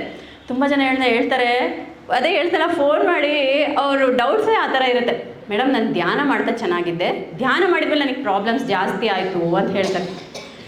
ಇವಾಗ ನಮ್ಮ ಲೈಫ್ ಡಿಸೈನನ್ನು ನಾವು ಸ್ಕ್ರಿಪ್ಟ್ ಮಾಡ್ಕೊಂಬಂದಿರ್ತೀವಂತೆ. ಇವಾಗ ಒಂದು ಮೂವಿ ತೆಗಿಬೇಕಂದ್ರೆ ಎಲ್ಲ ಸ್ಕ್ರಿಪ್ಟ್ ಬರೆದಿರ್ತಾರಲ್ವ, ಹೀರೋ ಡೈಲಾಗ್ ಏನು, ಹೀರೋಯಿನ್ ಡೈಲಾಗ್ ಏನು, ಯಾರು ಯಾವಾಗ ಬರಬೇಕು, ಯಾರು ಇದು ಮಾಡಬೇಕು. ಅದೇ ರೀತಿಯಾಗಿ ನಾವು ಬರೋಕ್ಕಿಂತ ಮುಂಚೆ ನಮ್ಮ ಲೈಫ್ ಡಿಸೈನನ್ನು, ಸ್ಕ್ರಿಪ್ಟನ್ನೆಲ್ಲ ಮಾಡ್ಕೊಂಬಂದಿರ್ತೀವಂತೆ. ಸೊ ನಮ್ಮ ಈ ಲೈಫಲ್ಲಿ ನಾವೇ ಹೀರೋ, ನಮ್ಮ ಬೇಸಿಸ್ ಮೇಲೆ ಯಾರು ನಮಗೆ ಸಪೋರ್ಟ್ ಮಾಡಬೇಕು, ಹೀರೋ ಅದೆಲ್ಲ ನಾವು ಬರ್ಕೊಂಬಂದಿರ್ತೀವಲ್ವ. ಅದೇ ರೀತಿಯಾಗಿ ಯಾವ್ಯಾವ ಟೈಮಲ್ಲಿ ಏನೇನು ಚಾಲೆಂಜ್ ಬರಬೇಕು ಅನ್ನೋದು ಕೂಡ ನಾವು ಬರ್ಕೊಂಬಂದಿರ್ತೀವಂತೆ. ಕೆಲವ್ರು ಏನಾಗುತ್ತೆ, ಧ್ಯಾನ ಶುರು ಮಾಡಿರ್ತಾರೆ, ಆ ಫೇಸ್ ಬಂದುಬಿಡುತ್ತೆ ಅವ್ರಿಗೆ. ಅವ್ರು ಏನು ಅನ್ಕೊತಾರೆ, ಧ್ಯಾನದಿಂದ ನನಗೆ ಕಷ್ಟ ಜಾಸ್ತಿ ಆಯಿತು ಅಂತ. ಬಟ್ ಅವ್ರು ಅಬ್ಸರ್ವ್ ಮಾಡಿದ್ರೆ ಆ ಧ್ಯಾನ ಬಿಡದೇ ಇದ್ದಾಗ ನಿಮಗೆ ಆ ಕಷ್ಟ ಹೆಂಗೆ ಕಳಿಯುತ್ತಂತಲೇ ಗೊತ್ತಿಲ್ಲ. ಯಾಕಂದರೆ ಈಸಿ ಮಾಡಿಬಿಡ್ತಾರೆ ಮಾಸ್ಟರ್ಸು. ಸೊ ನಾನು ಒಂದು ಟೈಮಲ್ಲಿ 3 hours ಮೆಡಿಟೇಷನ್ ಮಾಡ್ತಾಯಿದ್ದೆ, ಮ್ಯಾಕ್ಸಿಮಮ್ 3 hours. ಸೊ ಎಲ್ಲರದ್ದು ಕೇಳ್ತಾ ಇದ್ದೆ ನಾನು, 12 hours 24 hours ಮೆಡಿಟೇಷನ್ ಮಾಡ್ತಾರೆ, ಸೊ ನಾನು ಯಾಕೆ 5 hours ಮಾಡಬಾರ್ದು? ಆಗ್ತಾನೇ ಇರಲಿಲ್ಲ. ಬಾಡಿ ಮೈಂಡ್ ಇರುತ್ತಲ್ವ, ಬೇಡ ನಾಳೆ ಮಾಡೋಣ. ಸೊ ನಾನು ಡಿಸೈಡ್ ಮಾಡಿದೆ, ಇಲ್ಲ ಇವತ್ತು ನಾನು 5 hours ಮೆಡಿಟೇಷನ್ ಮಾಡಲೇಬೇಕು. ಬೆಳಗ್ಗೆಯಿಂದ ನನ್ನ ಮೈಂಡ್ಗೆ ಟ್ರಿಕ್ ಮಾಡ್ತಾ ಬಂದು, ನೀನು 5 hours ಮೆಡಿಟೇಷನ್ ಮಾಡ್ತೀಯಾ, ತುಂಬ ಈಸಿಯಾಗುತ್ತೆ, ಬಾಡಿ ನೀನು ಸಪೋರ್ಟ್ ಮಾಡ್ತೀಯಾ, ಈ ಥರ ಪದೇ ಪದೇ ಪದೇ ಹೇಳ್ತಾ ಹೋದೆ. So what you think what you become. So ನೀನೇನು ಪದೇ ಪದೇ ಯೋಚನೆ ಮಾಡ್ತೀಯೋ ಅದೇ ಆಗ್ತೀಯ. ಸೊ ನೈಟ್ ನಾನು ಅವತ್ತು ಮೆಡಿಟೇಷನ್ ಮಾಡಿದೆ 10 o'clock ಸ್ಟಾರ್ಟ್ ಮಾಡಿದೆ. ನಮ್ಮ ಮನೇಲಿ ಒಂದು ಚೇರ್ ಪಿರಮಿಡ್ ಇದೆ, ಚೇರ್ ಕೆಳಗಡೆ ಕೂತ್ಕೊಂಡಿದ್ದೀನಿ. ಒಂದು 2-3 hours ಮಾಡಿದೆ. ನನಗೆ ಇನ್ನೂ ಚೇರ್ ಮೇಲೆ ಸಾಕು ಅನ್ನಿಸ್ತು, ಇನ್ನೂ ಕೆಳಗಡೆ ಕೂತ್ಕೊಂಡು ಮಾಡೋಣ ಅಂತ ಹಿಂಗೆ ಬಗ್ಗಿದ್ದೀನಿ ಅಷ್ಟೇ. ನಾನು ಬ್ಯಾಗ್ ಕ್ಯಾಚ್ ಆಗೋಯ್ತು ನನಗೆ. ಮಧ್ಯರಾತ್ರಿ ಫುಲ್ಲು ನನಗೆ ನಿಂದ್ರಕ್ಕಾಗ್ತಾಯಿಲ್ಲ, ಕೂಡೋಕ್ಕಾಗ್ತಾಯಿಲ್ಲ, ಮಲಗೋಕ್ಕಾಗ್ತಾಯಿಲ್ಲ, ಅಷ್ಟು ಬ್ಯಾಕ್ ಪೇನ್. ಹೆಂಗೋ ಹಂಗೆ ಸದಾಡ್ಸ್ಕೊಂಡು ಹೋಗಿ ಮೆಲ್ಲಕ್ಕೆ ಮಂಚದ ಮೇಲೆ ಬಂದು ಕೂತ್ಕೊಂಡೆ. ಆಲ್ಮೋಸ್ಟ್ 3 days ನಾನು ಬೆಡ್ ಮೇಲೆ ಇದ್ದೆ, ಅಷ್ಟು ಪೇನ್. ಬಟ್ ಒಳಗಡೆ ಏನು ಅನ್ನಿಸ್ತಾ ಇತ್ತು ಅಂದರೆ ಎಲ್ಲ ಒಳ್ಳೇದಕ್ಕಾಗಿದೆ. ಆ ಪೇನ್ ತಡ್ಕೊಳಕ್ಕೆ ಆಗ್ತಾಯಿಲ್ಲ, ಇಲ್ಲ ಒಳ್ಳೇದಕ್ಕಾಗಿದೆ. ಯಾವ ರೀತಿ ಒಳ್ಳೇದಾಗಿದೆ ಅಂತ. ಸೊ ಆ 3 days ಆದಮೇಲೆ ನಾನು ಟ್ರೈ ಮಾಡಿದೆ, ಹೆಂಗೆ ಒಳ್ಳೇದಾಗಿದೆ ಅಂತಂದರೆ ನನಗೆ ಆ ವಿಷನ್ ಬರ್ತಾಯಿದೆ. ನಾನು ಓಲ್ಡ್ ಏಜಲ್ಲಿ ನನ್ನ ಬ್ಲಡ್ ಎಲ್ಲ ವಾಮಿಟ್ ಮಾಡ್ಕೊತಾ ಇದ್ದೀನಿ, ಯಾವುದೋ ಒಂದು ಡಿಸೀಸ್, ಅಷ್ಟು ಸಫರ್ ಆಗ್ತಾಯಿದ್ದೀನಿ. ಅಲ್ಲಿ ಪತ್ರಿಜಿ ಹೇಳ್ತಾ ಇದ್ದಾರೆ, ನೋಡು ನೀನು ಧ್ಯಾನ ಮಾಡ್ದಲ್ವಾ, ಆ ನಿರ್ಧಾರ ಮಾಡ್ದಲ್ವಾ, ಸೊ ನಿನ್ನ ಮುಂದೆ ಬರೋ ಕರ್ಮನೂ ಕೂಡ ಈ ರೀತಿ ಈಸಿಯೆಸ್ಟ್ ವೇಯಲ್ಲಿ ರಿಲೀಸ್ ಆಯಿತು ಅಂತ. ಅದು ಈಸಿಯೆಸ್ಟ್ ವೇ. ಆ ಟೈಮಲ್ಲಿ ನಮಗೆ ಆಗೋದಿಲ್ಲ. ಓಕೆ, ಅದಕ್ಕೆ ಏನು ಹೇಳ್ತಾರೆ, ಕನ್ಸಿಸ್ಟೆನ್ಸಿ ತುಂಬ ಮುಖ್ಯ ಅಂತ ಹೇಳ್ತಾರೆ.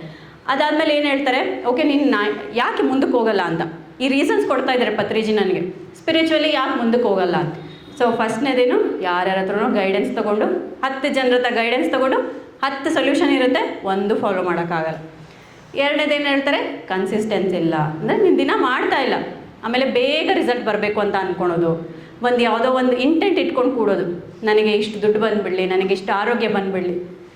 ಧ್ಯಾನ ಮಾಡ್ತಾ ಅದರದ್ದೇ ಆದ ಪ್ರಾಸೆಸ್ ಇರುತ್ತೆ, ಅದರದ್ದೇ ಆದ ಚೇಂಜಸ್ ಸ್ಟೆಪ್ಸ್ ಇರುತ್ತೆ. ಏನೋ ಆಸೆ ಇಟ್ಕೊಂಡು ಮಾಡಿದಾಗ ಅದೇನೂ ರಿಸಲ್ಟ್ಸ್ ಬರಲ್ಲ. ಓಕೆ, ಆ್ಯಂಡ್ ಇನ್ನೊಂದು ಏನು ಹೇಳ್ತಾರೆ, ನೀನು ನೈಟೆಲ್ಲ ಮೆಡಿಟೇಷನ್ ಮಾಡು, ಆದರೆ ಬೆಳಿಗ್ಗೆ ಎದ್ದು ಅದೇ ಬೈಯೋದು, ಅದೇ ಸಿಟ್ ಮಾಡ್ಕೊಳ್ಳೋದು, ಅದೇ ಗಾಸಿಪ್ ಮಾಡೋದು, ಬಿಚ್ಚಿಂಗ್ ಮಾಡೋದು, ಈ ಥರ ಮಾಡಿದ್ರೆ ಖಂಡಿತವಾಗ್ಲೂ ನೀನು ಮುಂದಕ್ಕೆ ಹೋಗೋದೇನು, ಅಲ್ಲೂ ನಿಂದ್ರಲ್ಲ ನೀನು ಅಂತ ಹೇಳ್ತಾರೆ. ಎಷ್ಟು ಕರೆಕ್ಟ್ ಅಲ್ವಾ? ಸೊ ನಮ್ಮ ಲೈಫಲ್ಲಿ ಚೇಂಜಸ್ ಬೇಕು ಅಂತಂದರೆ ನಾವೇನು ಮಾಡ್ತೀವಿ, ಕೈ ತೋರಿಸ್ತೀವಿ, ಅವರಿಂದ ಆಗಿದ್ದು ಲೈಫಲ್ಲಿ ಅಂತ. ಯಾವಾಗಲೂ ಯಾರಿಂದ ಆಗುತ್ತೆ ಲೈಫಲ್ಲಿ, ನಮ್ಮಿಂದ ಆಗುತ್ತೆ. ಏನಂತ ಹೇಳ್ತಾರೆ ಪತ್ರಿಜಿ, ಎಲ್ಲರೂ ಹೇಳ್ಬೇಕಿದೆ, ನಮ್ಮ ಕಷ್ಟಕ್ಕೆ, ನಮ್ಮ ನಷ್ಟಕ್ಕೆ, ನಮ್ಮ ದುಃಖಕ್ಕೆ ಬೇರೆ ಯಾರೂ ಕಾರಣ ಅಲ್ಲ, ನಾನೇ ಕಾರಣ, ನನ್ನ ಜನ್ಮೇ ಕಾರಣ, ನಾನು ಮಾಡಿರೋ ಪಾಪ ಕರ್ಮಗಳೇ ಕಾರಣ. ಸೊ ಇದು ತಿಳ್ಕೊಂಡಾಗ ಏನಾಗುತ್ತೆ, ಇದು ದಿನ ಒಂದು ಮಂತ್ರದ ಥರ ಜಪ ಥರ ನಾವು ಹೇಳಬೇಕು ಅಂತ ಹೇಳ್ತಾರೆ. ನನ್ನ ಲೈಫಲ್ಲಿ ಏನೇನು ನಡೀತಾ ಇದೆ ಎಲ್ಲ ರೆಸ್ಪಾನ್ಸಿಬಿಲಿಟಿ ನಾನು ತೊಗೊತಾ ಇದ್ದೀನಿ. ಯಾರೇ ನೋವು ಮಾಡಿದ್ರೋ ನಾನು ತೊಗೊತಾ ಇದ್ದೀನಿ, ಯಾಕಂದ್ರೆ ನಾನು ಅದು ಅವ್ರಿಗೆ ಕೊಟ್ಟಿದ್ದೀನಿ ಅಲ್ವಾ. ಇವಾಗ ನಾನು ಕೊಡಲಾರ್ದೆ ಅವ್ರು ಹೆಂಗೆ ನನಗೆ ಕೊಡೋಕ್ಕೆ ಸಾಧ್ಯ?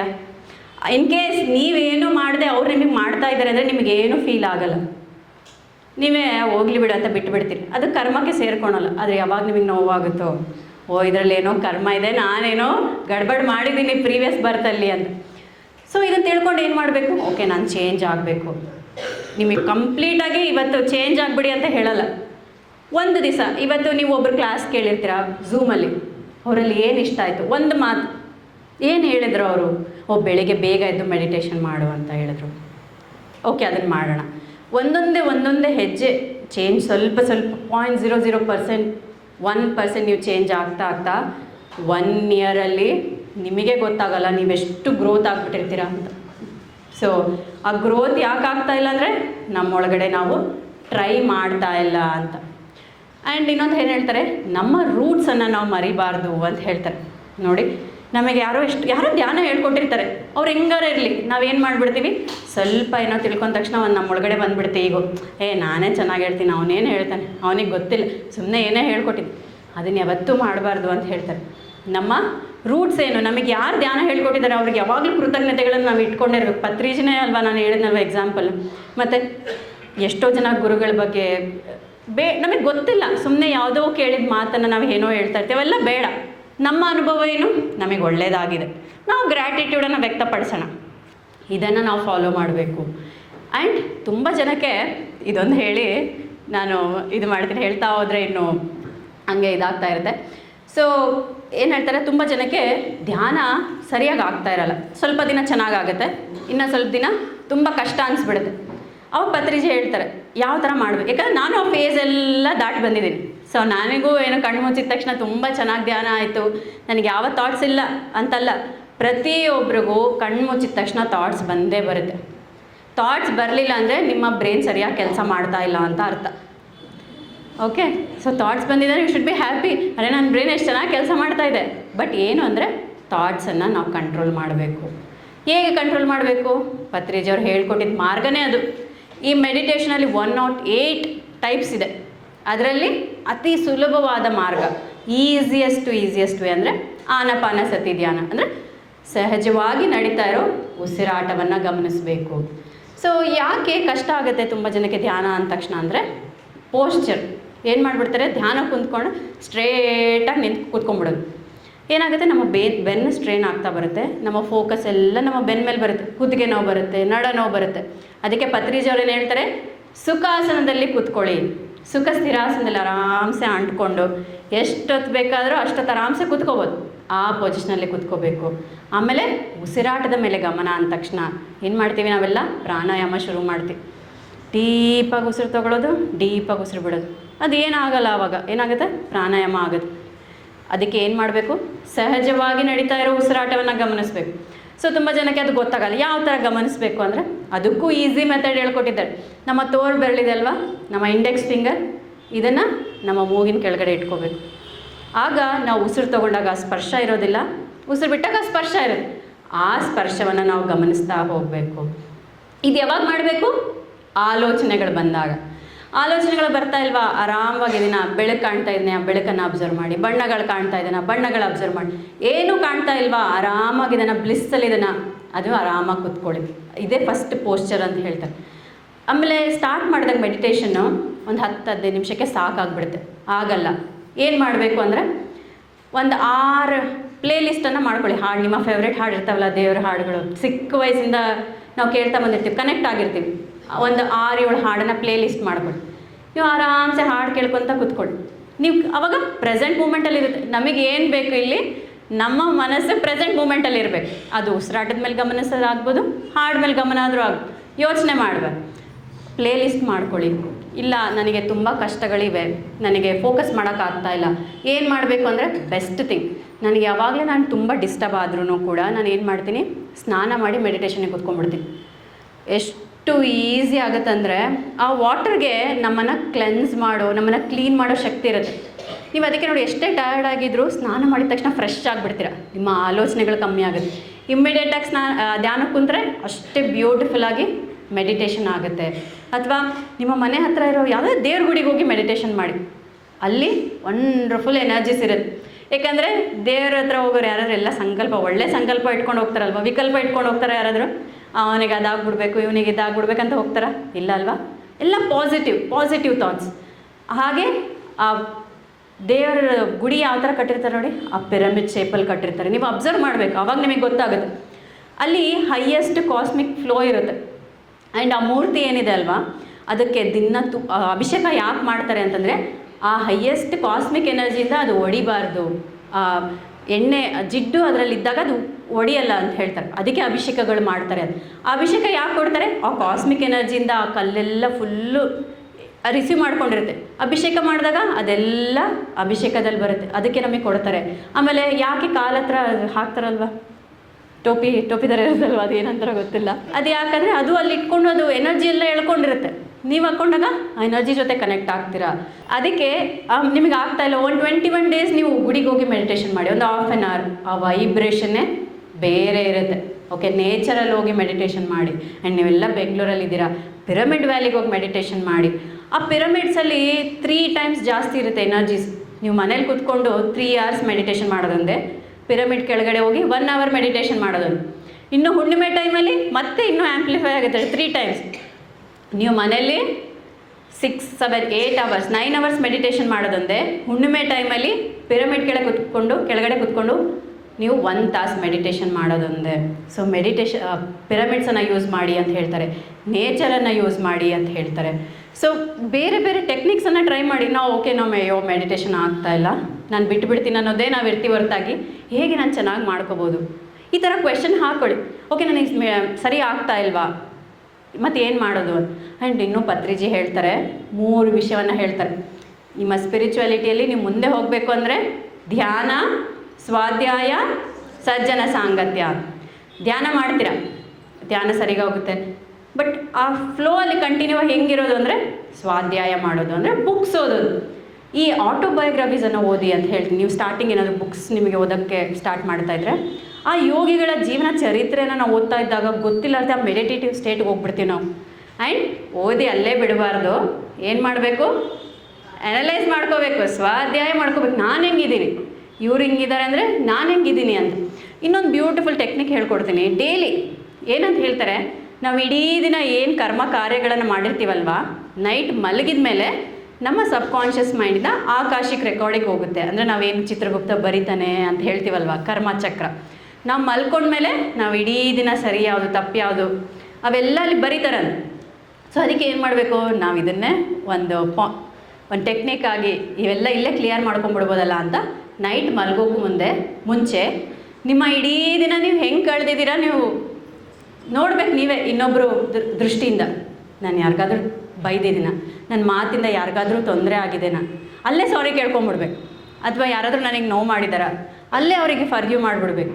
ಅವಾಗ ಏನಾಗುತ್ತೆ, ಅದು ನಿಮ್ಮ ಕರ್ಮದ ಬುಕ್ಕಲ್ಲಿ ಸೇರೋದೇ ಇಲ್ಲ ಅಲ್ವಾ? ಸೊ ಒಂದು 5 ನಿಮಿಷ ಹಿಡಿಯುತ್ತೆ ಇದು. ಭಾಳ ಹೊತ್ತಾಗುತ್ತಾ? ಒಂದು 5 ಮಿನಿಟ್ಸ್ ಸಾಕಲ್ವಾ? 2 ಮಿನಿಟ್ಸ್. ಸೊ ಅಲ್ಲೇ ವಿಜುವಲೈಸ್ ಮಾಡ್ಕೊಂಬಿಡ್ಬೋದು. ಓಕೆ, ನಾಳೆ ಮತ್ತೆ ಇದೇ ಥರ ಸಿಚುವೇಶನ್ ಬಂದರೆ ನಾನು ಯಾವ ಥರ ಇರಬೇಕು, ಯಾವ ಥರ ಮಾತಾಡಬೇಕು ಅಂತ. ಇದೆ ಅಲ್ವಾ ಸ್ವಾಧ್ಯಾಯ, ನಿಜವಾದ ಸ್ವಾಧ್ಯಾಯ ಇದೆ ಅಲ್ವಾ? ಯಾಕೆ ಪದೇ ಪದೇ ಬುಕ್ಸ್ ಓದಿ ಅಂತಂದರೆ ಅವ್ರು ಎಷ್ಟು ಅದ್ಭುತವಾಗಿ ಜೀವನ ನಡೆಸಿರ್ತಾರೆ. ನಾವು ಒಂದು 2% ಅವ್ರ ಥರ ಲೈಫ್ ಸ್ಟೈಲ್ ನಾವು ಮಾಡ್ಕೋಬೋದಲ್ವಾ ಅಂತ. ಆ್ಯಂಡ್ ಸಜ್ಜನ ಸಾಂಗತ್ಯ ಇವತ್ತೆಲ್ಲ ನಾವೆಲ್ಲ ಕಲ್ತಿದ್ದೀವಿ. ಯಾಕೆ ಈ ಥರ ಇವರು ಪಾಪ ಮಾಡೋಕ್ಕೆ ಕೆಲಸ ಇಲ್ವಾ, ಯಾಕೆ ವಾರ ವಾರ ಇವರು ಇಲ್ಲಿ ಮಾಡ್ತಾರೆ ಅಂತಂದರೆ, ನೋಡಿ ನಾವು ನಮ್ಮ ಇಡೀ ಎಷ್ಟು ಇದಿದೆ ಅಲ್ವಾ ಜನಸಂಖ್ಯೆ ಇದೆ ಅಲ್ವಾ, ಅದರಲ್ಲಿ ಧ್ಯಾನಕ್ಕೆ ಬರೋರು ಎಷ್ಟು? ಬರೀ 1%. ಅಂದರೆ ಇನ್ನೂ 99% ಬೇರೆ ಲೋಕದಲ್ಲೇ ಇರ್ತಾರೆ. ಅವರೆಲ್ಲ ಏನಂತಾರೆ, ಇವಳಿಗೇನೋ ಹುಚ್ಚಿಡ್ದಿದೆ ಅದಕ್ಕೆ ಹಿಂಗೆ ಮಾಡ್ತಾಳೆ ಅಂತ. ಸೊ ನೀನು ನಿಜವಾದ ಧ್ಯಾನ ಮಾಡ್ತಾ ಇದೀಯ ಅಂದರೆ ಒಬ್ರ ಕೈಲಿ ಹುಚ್ಚ ಅನ್ಸ್ಕೋಬೇಕು ಅಂತೆ ಪತ್ರಿಜಿ ಹೇಳ್ತಾರಂತೆ. ಅಂದರೆ ಹುಚ್ಚಿನ ಥರ ನೀನು ಧ್ಯಾನ ಮಾಡು. ಸೊ ಮತ್ತು ಹುಚ್ಚರು ಸಂಘ ಮಾಡಿಕೊಂಡು ಇಲ್ಲ ನಾವು ಕರೆಕ್ಟಾಗಿದ್ದೀವಿ, ನಾವು ಕರೆಕ್ಟಾಗಿ ಹೋಗ್ತಾ ಇದ್ದೀವಿ, ಹಳಿ ತಪ್ತಾ ಇಲ್ಲ ಅಂತ ನಾವೆಲ್ಲ ಅನ್ಕೋಬೇಕಲ್ವ. ಅಂದರೆ ಒಬ್ರಿಗೊಬ್ರು ಮೋಟಿವೇಶನ್ ಮಾಡ್ಕೊಳಕ್ಕೆ, ಇಲ್ಲ ನಾನು ಕರೆಕ್ಟಾಗಿ ಹೋಗ್ತಾ ಇದ್ದೀನಿ. ಯಾಕಂದರೆ ಎಲ್ಲರಿಗೂ ಅದೇ ಆಗುತ್ತೆ, ನಾನು ಧ್ಯಾನ ಸ್ಟಾರ್ಟ್ ಮಾಡ್ತೀವಿ, ಆದರೆ ಈ ಧ್ಯಾನದಲ್ಲಿ ಸ್ಥಿರವಾಗಿ ನಿಂದ್ರೋದೇ ಒಂದು ದೊಡ್ಡ ಚಾಲೆಂಜ್. ಏನಂತ ಹೇಳ್ತಾರೆ, ಪಿರಮಿಡ್ ಯಾವ ಥರ ಇರುತ್ತಲ್ವ, ಯಾವ ಥರ ಇರುತ್ತೆ ಪಿರಮಿಡ್? ಹೋಗ್ತಾ ಹೋಗ್ತಾ ಚೂಪಾಗ್ತಾ ಬರುತ್ತಲ್ವ. ಪತ್ರಿಜಿ ಏನು ಹೇಳ್ತಾರೆ, ಈ ಕೆಳಗಡೆ ಬೇಸ್ ಎಷ್ಟಿದೆ ಅಲ್ವಾ ಅಷ್ಟು ಜನ ಧ್ಯಾನಕ್ಕೆ ಬರ್ತಾರೆ, ತುದಿ ಎಷ್ಟಿದೆ ಅಲ್ವಾ ಅಷ್ಟೇ ಜನ ಈ ಧ್ಯಾನದಲ್ಲಿ ನಿಂತ್ಕೊತಾರೆ ಅಂತ. ಸೊ ನಾವೆಲ್ಲ ಆ ತುದಿಗೆ ಸೇರ್ಕೋಬೇಕನ್ನೋದೇ ನನ್ನ ಆಸೆ. ಇನ್ನೂ ಹೇಳ್ತಾರೆ ನಾವೆಷ್ಟು, ನಾನು ಅದೇ ಹೇಳ್ತೀನಲ್ವ, ಇವೆಲ್ಲ ಒಂದ್ಸಲ ಕೇಳಿದರೆ ಆಗೋದಿಲ್ಲ, ಪದೇ ಪದೇ ಪದೇ ಹೇಳ್ತಾ ಇರಬೇಕು. ನನಗೂ ಹಂಗೆ ಪದೇ ಪದೇ ಹೊಡೆದು ಹೇಳ್ತಾ ಇದ್ರು ಪತ್ರಿಜಿ ಧ್ಯಾನದಲ್ಲಿ. ಅಳ್ತಾ ಇದ್ದರೆ ಯಾಕೆ ಅಳ್ತಾ ಇದೆಯಾ, ಯಾಕೆ ಅಳ್ತಾ ಇದೆಯಾ? ನಿನ್ನ ಲೈಫನ್ನು ನೀನೇ ಡಿಸೈನ್ ಮಾಡ್ಕೊಂಬಂದಿದೆಯಾ, ಎಲ್ಲ ಬರ್ಕೊಂಬಂದಿದೆಯಾ, ಇವಾಗ ಉಚಿತರ ಅಳ್ತಾ ಇದೆಯಾ? ಅಳಬೇಡ. ಆ್ಯಂಡ್ ಅಯ್ಯೋ ನನ್ನ ಕಷ್ಟ ಇದೆ, ಅಯ್ಯೋ ಇದರಿಂದ ಯಾವಾಗ ಹೊರಗೆ ಬರ್ತೀನಿ ಹೇಳ್ತಾರೆ. ನಿನ್ನ ದೇಹನೇ ಟೆಂಪರವರಿ ಇರಬೇಕಾದ್ರೆ ಈ ಕಷ್ಟಗಳು ಯಾವ ಲೆಕ್ಕ? ನಮ್ಮ ದೇಹ ಸೇಮ್ ಇದೆನಾ? ನಾವು ಹುಟ್ಟಿದಾಗ ಹೆಂಗಿದ್ವಿ, ಚಿಕ್ಕವರಿದ್ವಲ್ವ, ಈಗ ವರ್ಷ ಚೇಂಜ್ ಆಗ್ತಾ ಇದೆ ಅಲ್ವಾ? ಸೊ ಈ ಪ್ರಪಂಚದಲ್ಲಿ ಯಾವುದಾದ್ರೂ ಸೇಮ್ ಇದೆನಾ, ಏನಾದರೂ ಸೇಮ್ ಇದೆನಾ? ಯಾರಿಗಾದರೂ ಗೊತ್ತಾ ಏನಾದರೂ? ಅಂದರೆ ಚೇಂಜ್ ಈಸ್ ಕಾನ್ಸ್ಟೆಂಟ್ ಅಂತ ಹೇಳ್ತಾರೆ ಅಲ್ವಾ? ಅದೇ ರೀತಿಯಾಗಿ ನಿನ್ನ ಕಷ್ಟಗಳು ಕೂಡ ಟೆಂಪರವರಿ. ನೀವು ನೆನೆಸ್ಕೊಳ್ಳಿ, ಚಿಕ್ಕ ವಯಸ್ಸಲ್ಲಿ ಒಂದು ಇದಕ್ಕಿಂತ ದೊಡ್ಡ ಕಷ್ಟ ಬಂದಿರುತ್ತೆ, ಅದರಿಂದ ಹೆಂಗೆ ಹೊರಗೆ ಬಂದಿರ್ತೀವಿ ನಮಗೆ ಗೊತ್ತೇ ಇರಲ್ಲ, ಮರ್ತೇ ಹೋಗ್ಬಿಟ್ಟಿರ್ತೀವಿ. ಸೊ ಅದರಿಂದ ಹೊರಗೆ ಬಂದಿದ್ದೀವಿ ಅಂದರೆ ಇವಾಗಿರೋದ್ರಿಂದನೂ ಕೂಡ ಹೊರಗೆ ಬಂದೇ ಬರ್ತೀವಿ ನಾವು. ಸೊ ಎವ್ರಿಥಿಂಗ್ ಈಸ್ ಟೆಂಪರವರಿ ಅಂತ ಹೇಳ್ತಾರೆ. And don't search for love, you are the love ಅಂತ ಹೇಳ್ತಾರೆ. ಅಯ್ಯೋ ನನಗೆ ನಾನು ಗಂಡ ಪ್ರೀತಿ ಮಾಡಬೇಕು, ನನಗೆ ಅವ್ರ ಪ್ರೀತಿ ಮಾಡಬೇಕು, ಇವ್ರ ಪ್ರೀತಿ ಮಾಡ್ಬೇಕಂತ ಹೇಳ್ತೀವಲ್ವ. ಬೇಡ, ನೀವೇ ಆ ಲವ್ ಇದೆಯಾ ನಿನ್ನೊಳಗಡೆ, ಆ ಪ್ರೀತಿ ಇದೆ, ಕಣ್ಣು ಮುಚ್ಕೊಂಡು ನೀನು ಕಾಣ್ಕೋ. ಆಮೇಲೆ ನಾವೇನು ಅನ್ಕೊತೀವಿ, ಅಯ್ಯೋ ಆ ಸೊಸೈಟಿ ಹಿಂಗೆ ಅನ್ನುತ್ತೋ ಅಲ್ವಾ, ನಾವೇನಾದರೂ ಕೆಲಸ ಮಾಡಿದ್ವಿ ಯಾರು ಹೆಂಗಂತ, ಯಾರು ಏನಂತಾರೋ. Why you are worrying about society, you are the universe ಅಂತ ಹೇಳ್ತಾರೆ. ನೀನೇ ಒಂದು ವಿಶ್ವ, ನಿನ್ನಲ್ಲೇ ಆ ವಿಶ್ವದ ಎಲ್ಲ ಶಕ್ತಿಗಳು ಅಡಗಿವೆ. ನಿನ್ನ ಒಳಗಡೆ ಆ ಪ್ರತಿಯೊಂದು ಕಣಕಣನೂ ಕೂಡ ಒಂದು ಸೋಲ್ ಅಂತ ನಮ್ಮ ಒಳಗಡೆ ಏನಿದೆ ಅಲ್ವಾ, ಅವೆಲ್ಲವೂ ಕೆಲಸ ಮಾಡ್ತಾ ಇರ್ತವೆ. ಸೊ ನೀನೇ ಒಂದು ವಿಶ್ವವಾಗಿರಬೇಕಾದ್ರೆ ಈ ಸೊಸೈಟಿಗೋಸ್ಕರ ಯಾಕೆ ನೀನು ಯೋಚನೆ ಮಾಡ್ತೀಯಾ? ಆ್ಯಂಡ್ ಒಬ್ಬರಿಂದ ಯಾಕೆ ಓಡ್ತೀಯಾ? ನಮ್ಮ ಲೈಫಲ್ಲಿ ಅಷ್ಟು ಮಾಡ್ತಿರ್ತೀವಲ್ವ, ಒಬ್ಬರಿಂದ ನಾವು ಓಡ್ತಾ ಇರ್ತೀವಿ. ಇವ್ರು ನನಗೆ ಪ್ರೀತಿ ಮಾಡಬೇಕು, ನನ್ನ ಹಸ್ಬೆಂಡನ್ನ ನಾನು ಇಟ್ಕೊಳ್ತೀನಿ, ಇವ್ನು ನನಗೆ ಕೇರ್ ಮಾಡಲ್ಲ, ಇವ್ನು ನನಗೆ ಪ್ರೀತಿ ಮಾಡಲ್ಲ, ನನ್ನ ಮಕ್ಕಳು ನನಗೆ ಕೇರ್ ಮಾಡಲ್ಲ. ನಿನ್ನ ಗೈಡೆನ್ಸ್ಗೋಸ್ಕರ ಎಷ್ಟೋ ಲಕ್ಷ ಜನ ಕಾಯ್ತಾ ಇದ್ದಾರೆ, ನೀನು ಯಾಕೆ ಒಬ್ಬರಿಂದ ಓಡೋಗ್ತೀಯಾ? ಸೊ ಪ್ರತಿಯೊಬ್ಬ ಮೆಡಿಟೇಟರ್ ಕೂಡ ಅವ್ರ ಅಕೌಂಟಲ್ಲಿ ಬರ್ಕೊಂಬಂದಿರ್ತಾನಂತೆ, ನಾನು ಇಷ್ಟು ಜನಕ್ಕೆ ಧ್ಯಾನ ಹೇಳ್ಕೊಡ್ತೀನಿ, ನಾನು ಇಷ್ಟು ಜನಕ್ಕೆ ಗೈಡೆನ್ಸ್ ಮಾಡ್ತೀನಿ ಅಂತ. ಸೊ ಏನು ಅನ್ಕೋಬೇಕು, ಕಣ್ಣು ಮುಚ್ಕೊಂಡು ಓಕೆ ನಾನು ಹೇಳ್ಕೊಡೋಕೆ ರೆಡಿ ಇದ್ದೀನಿ, ಯಾರ್ಯಾರು ನನ್ನಿಂದ ಹೇಳಿಸ್ಕೊಳಕ್ಕೆ ರೆಡಿ ಇದ್ದಾರೋ ಅವರೆಲ್ಲ ನನ್ನ ಲೈಫಲ್ಲಿ ಬರಲಿ ಅಂತ. ಆವಾಗ ಅವರೆಲ್ಲ ಬಂದುಬಿಡ್ತಾರೆ, ನಿಮ್ಮ ಲೈಫ್ ಪರ್ಪಸ್ ಈಸಿಯಾಗಿ ಸಾಲ್ವ್ ಆಗಿಬಿಡುತ್ತೆ. ಈ ಥರ ಕಣ್ಣು ಮುಚ್ಚಿದ್ರೆ ಸಾಕು, ಎಷ್ಟು ಗೈಡೆನ್ಸ್ ಕೊಡೋರು ಗೊತ್ತಾ. ಆ್ಯಂಡ್ ನಾನು ಅನ್ಕೊತಾ ಇದ್ದೆ ನಾನು ಜೈಲಲ್ಲಿದ್ದೀನಿ. ಸೊ ಯಾರಿಗೆ ಅನಿಸುತ್ತೆ ನಾನು ಜೈಲಲ್ಲಿದ್ದೀನಿ? ಎಷ್ಟೋ ಸರಿ ಅನಿಸುತ್ತಲ್ವ, ನನಗೆ ಫ್ರೀಡಮ್ ಇಲ್ಲ, ನಾನು ಜೈಲಲ್ಲಿದ್ದೀನಿ ಅಂತ. ಮತ್ತು ಹಾನೆಸ್ಟ್ ಇಲ್ಲಿ ಯಾರನ್ನ ಜಡ್ಜ್ ಮಾಡಲ್ಲ, ನಿಮ್ಮನ್ನು ನೀವೇ ಅನ್ಕೋಬೇಕು, ನಿಮಗೆ ನೀವೇ ಐಡೆಂಟಿಫೈ ಮಾಡ್ಕೋಬೇಕು. ಯಾರಿಗೆ ಅನಿಸ್ತಾ ಇತ್ತು ಅಲ್ವಾ? ಪತ್ರಿಜಿ ಏನು ಹೇಳ್ತಾರೆ, you are the prisoner of your own thoughts ಅಂತ. ಅಂದರೆ ನಿನ್ನ ಆಲೋಚನೆಗಳೇ ನಿನ್ನ ಕೈದಿಯಾಗಿ ಮಾಡ್ತಾ ಇವೆ, ನಿನ್ನನ್ನು ಬಂಧಿಸೋ ಶಕ್ತಿ ಈ ಪ್ರಪಂಚದಲ್ಲಿ ಯಾರಿಗೂ ಇಲ್ಲ ಅಂತ ಹೇಳ್ತಾರೆ ಅಲ್ವಾ? ನಾವು ಒಂದು ಪ್ರಾಬ್ಲಮ್ ಬಂದರೆ ಏನಾಗುತ್ತೆ, ಅಯ್ಯೋ ಪ್ರಾಬ್ಲಮ್ ಅಂತ ಅದು 20% ಇದ್ದರೆ 80% ನಾವೇ ಜಾಸ್ತಿ ಮಾಡ್ಕೊಂಬಿಟ್ಟಿರ್ತೀವಿ ಅಲ್ವಾ? ಆ್ಯಂಡ್ ಅನ್ಕೊತಾ ಇರ್ತೀವಿ ನಾನು ಸ್ಟ್ರಕ್ ಆಗಿದ್ದೀನಿ, ನಾನು ಮುಂದಕ್ಕೆ ಹೋಗ್ತಾ ಇಲ್ಲ. ಅದಕ್ಕೆ ಪತ್ರಿಜಿ ಏನು ಹೇಳ್ತಾರೆ, no, that is the door for your ascension. ನೀನು ಯಾಕೆ ಅಲ್ಲೇ ಇದೆಯಾ ಅಂತಂದರೆ ಅಲ್ಲಿ ನೀನೇನೋ ಕಲಿಯೋದು ಇನ್ಕಂಪ್ಲೀಟ್ ಆಗಿದೆ. ನೀನು ಯಾವಾಗ ಅಲ್ಲಿ ಕಲಿತೀಯೋ, ಅಲ್ಲಿ ಕ್ಷಮೆ ಕೇಳ್ತೀಯೋ, ಅಲ್ಲಿ ಒಪ್ಕೊತೀಯೋ, ಅಲ್ಲಿ ನಿನ್ನ ಉನ್ನತಿಯ ಡೋರ್ ಓಪನ್ ಆಗುತ್ತೆ ಅಂತ ಹೇಳ್ತಾರೆ. ನೋಡಿ, ನಮ್ಮ ಪ್ರತಿಯೊಂದು ಕ್ವೆಶನ್ಗೆ ನೀವು ಕೇಳ್ತಾ ಹೋಗಬೇಕು. ಸೊ ಈ ಥರ ಎಲ್ಲ ಆನ್ಸರ್ ಹೆಂಗೆ ಬಂತು ನನಗೆ ಈ ಥರ ಕ್ವೆಶನ್ಸ್ಗೆ ಅಂದರೆ, ನಾನು ಪಿರಮಿಡ್ ವ್ಯಾಲಿಗೆ ಹೋಗಿದ್ದೆ 2021 ಸಡನ್ನಾಗಿ ಕಾಲಿಂಗ್ ಅಂತಾರಲ್ವ, ನಾನು ಕೊಟ್ಟೂರಲ್ಲಿದ್ದೆ, ಹೋಗ್ಬೇಕು ತುಂಬ ಅನ್ನಿಸ್ತು. ನನ್ನ ಹಸ್ಬೆಂಡಿಗೆ ರಿಕ್ವೆಸ್ಟ್ ಮಾಡಿದೆ, ಇಲ್ಲ ನನಗೆ ಯಾಕೋ ತುಂಬ ಅನ್ನಿಸ್ತಾ ಇದೆ, ನಾನು ಹೋಗಿ ಬರ್ತೀನಿ ಅಂತ. ಅವರು ವೆರಿ ಸಪೋರ್ಟಿವ್, ಹೋಗ್ಬಾ ನನ್ನ ಮಗನ ನೋಡ್ಕೊತೀನಿ ಅಂತಂದು. ಇಮಿಡಿಯೇಟಾಗಿ ಮಧ್ಯಾಹ್ನ ಅಂದ್ಕೊಂಡಿದ್ದು ರಾತ್ರಿ ಹೊರಟ್ರೆ ಪಿರಮಿಡ್ ವ್ಯಾಲಿಗೆ ಹೋದರೆ ನನಗೆ ಅಲ್ಲಿ ಹೋದ್ಮೇಲೆ ಗೊತ್ತಾಯಿತು ಪತ್ರಿಜಿ ಅಲ್ಲಿದ್ದಾರೆ ಅಂತ. ಆ್ಯಂಡ್ ನನಗೆ ತುಂಬ ಖುಷಿ ಆಯಿತು, ಮೇ ಬಿ ಪತ್ರಿಜಿಂದನೇ ಕಾಲಿಂಗ್ ಬಂದಿದ್ದೇನೋ ಅಂತ. ಸೊ ಪತ್ರಿಜಿ ಕೂತ್ಕೊಂಡಿದ್ದಾರೆ, ಅವ್ರಿಗೆಲ್ಲ ನಾನು ಎಕ್ಸ್ಪೀರಿಯನ್ಸ್ ಶೇರ್ ಮಾಡೋ ನನಗೆ ಅವಕಾಶ ಸಿಕ್ತು. ಸೊ ಫಸ್ಟ್ ಟೈಮ್ ಯಾವಾಗ ಮೀಟ್ ಮಾಡಿದ್ದು, ನಾನು ಕೊಟ್ಟೂರಲ್ಲಿದ್ದಾಗ. ಟೀ ಇನ್ನೊಂದು 2021 ಆಲ್ಮೋಸ್ಟ್ 5 years ಆದಮೇಲೆ. ಪಾಪ ಅವ್ರಿಗೆ ಆಗ್ತಾ ಇಲ್ಲ, ಆದರೂ ಕೇಳ್ತಾ ಇದ್ದಾರೆ, ಹೇಳು ಮತ್ತೆ ಹೇಳು ಅಂತ. ನನ್ನ ಎಕ್ಸ್ಪೀರಿಯನ್ಸ್ ಎಲ್ಲ ನಾನು ಹೇಳ್ತಾ ಇದ್ದೀನಿ. ಆ್ಯಂಡ್ ಲಾಸ್ಟಿಗೆ ನಾನು ಒಂದು ಹೇಳಿದೆ, ಸರ್ ನಾನು ಇಷ್ಟೆಲ್ಲ ಮಾಡಿದ್ದೀನಿ, ನಾನು ಐ ಆಮ್ ಸೋ ಹ್ಯಾಪಿ, ನನ್ನ ಟ್ರಾನ್ಸ್ಫಾರ್ಮೇಷನ್ನೇ ನಾನು ನೋಡಿದ್ದೀನಿ. ಬಟ್ ಸ್ಟಿಲ್ ನನಗಿನ್ನೂ ಏನೋ ಮಾಡ್ಬೇಕು ಅನ್ನಿಸ್ತಾ ಇದೆ, ನಾನು ಏನು ಮಾಡಬೇಕು ಗೊತ್ತಾಗ್ತಾ ಇಲ್ಲ. ಹೀಗೆ ಕಣ್ಣಲ್ಲಿ ಕಣ್ಣಿಟ್ಟು ನೋಡಿದ್ರೆ ಎಷ್ಟೊತ್ತು. ಆಮೇಲೆ ನಾನು ಬಂದು ಮೇಲೆ ಪಿರಮಿಡಲ್ಲಿ ನಾನು ಕಿಂಗ್ಸ್ ಚೇಂಬರಲ್ಲಿ ಧ್ಯಾನ ಮಾಡಬೇಕಾದ್ರೆ ನನಗೆ ವಾಯ್ಸ್ ಕೇಳಿಸ್ತಾ ಇದೆ. ಅಂದರೆ ನಾನು 3rd person ಆಗಿ ನೋಡ್ತಾ ಇದ್ದೀನಿ, ನನ್ನಿಂದನೇ ಆ ಕ್ವೆಶನ್ಸ್ ಬರ್ತಾ ಇದೆ, ಇಲ್ಲಿ ಪತ್ರಿಜಿಯಿಂದ ಆನ್ಸರ್ ಬರ್ತಾ ಇದೆ. ಇನ್ನೂ ಒಂದು ಇಂಪಾರ್ಟೆಂಟ್ ಕ್ವೆಶನ್ ಕೇಳಿದೆ. ನನಗಿದ್ದಕ್ಕಿದ್ದಂಗೆ ದುಃಖ ಆಗುತ್ತೆ, ಫಾರ್ ನೋ ರೀಸನ್ಸ್. ನಾನು ತುಂಬ ಚೆನ್ನಾಗಿರ್ತೀನಿ, ಸಡನ್ನಾಗಿ ದುಃಖ ಆಗುತ್ತೆ, ನನಗೆ ಯಾರೂ ಇಲ್ಲ ಅಂತ ಅನಿಸುತ್ತೆ. ಯಾಕೆ ನಾನು ಬಂದಿದ್ದೀನಿ ಅಂತ ಆ ಕ್ವೆಶನ್ಸ್ ಬರುತ್ತೆ ಅಂದರೆ ಅವ್ರು ಹೇಳ್ತಾರೆ, ನಿನಗೆ ಈ ಥರ ಕ್ವೆಶನ್ಸ್ ಬರ್ತಾ ಇದೆ ಅಂದರೆ ನಿನ್ನ ಮೈಂಡ್ ಪ್ಲೇ ಮಾಡ್ತಾ ಇದೆ, ನೀನು ಧ್ಯಾನ ಸರಿಯಾಗಿ ಮಾಡ್ತಾ ಇಲ್ಲ. ಯಾವಾಗ ಧ್ಯಾನ ಸರಿಯಾಗಿ ಮಾಡ್ತೀವೋ ಈ ಥರ ಯಾವ ಕ್ವೆಶನ್ಸು ಬರಲ್ಲ ಅಂತ ಹೇಳಿ. ಸೊ ಈ ಥರ ಎಷ್ಟೋ ಕ್ವೆಶನ್ ಆ್ಯಂಡ್ ಆನ್ಸರ್ಸ್ ನಾನು ಅವ್ರ ಹತ್ರ ಆ ಇಂಟ್ರಾಕ್ಷನ್ ಆದಮೇಲೆ ನಾನು ಊರಿಗೆ ಬಂದಿದ್ದೀನಿ. ನಾನು midnight 12 o'clockಗೆ ಎಚ್ಚರ ಆಗಿ ನನಗೆ ಒಳಗಡೆಯಿಂದ ಸ್ಟ್ರಾಂಗಾಗಿ ಅನ್ನಿಸ್ತಾ ಇದೆ, ಓಕೆ ನನಗಿಷ್ಟು ಸಣ್ಣ ಮೆಸೇಜ್ ಬಂದಿದ್ದಾವಲ್ವ, ನನಗೆ ಎಷ್ಟು ಹೆಲ್ಪ್ ಆಗಿದೆ ಅಲ್ವಾ, ಇದು 4 ಜನಕ್ಕೆ ನಾನು ಹೆಲ್ಪ್ ಮಾಡಬೇಕು ಅಂತ ಬರ್ತಾಯಿದ್ದೆ. ನಾನು ಆ್ಯಕ್ಸೆಪ್ಟ್ ಮಾಡಿದೆ. ಓಕೆ, ಮೇ ಬಿ ಪತ್ರಿಜಿನೇ ನನಗೆ ಇದು ಕೊಡ್ತಾ ಇರ್ಬೋದೇನೋ. ನಾನು ಸರೆಂಡರಾಗಿ ಯಾವುದು ಮೈಂಡ್ ಥಿಂಕ್ ಮಾಡಲಾರ್ದೆ ನಾನು ಆ್ಯಕ್ಸೆಪ್ಟ್ ಮಾಡಿದೆ.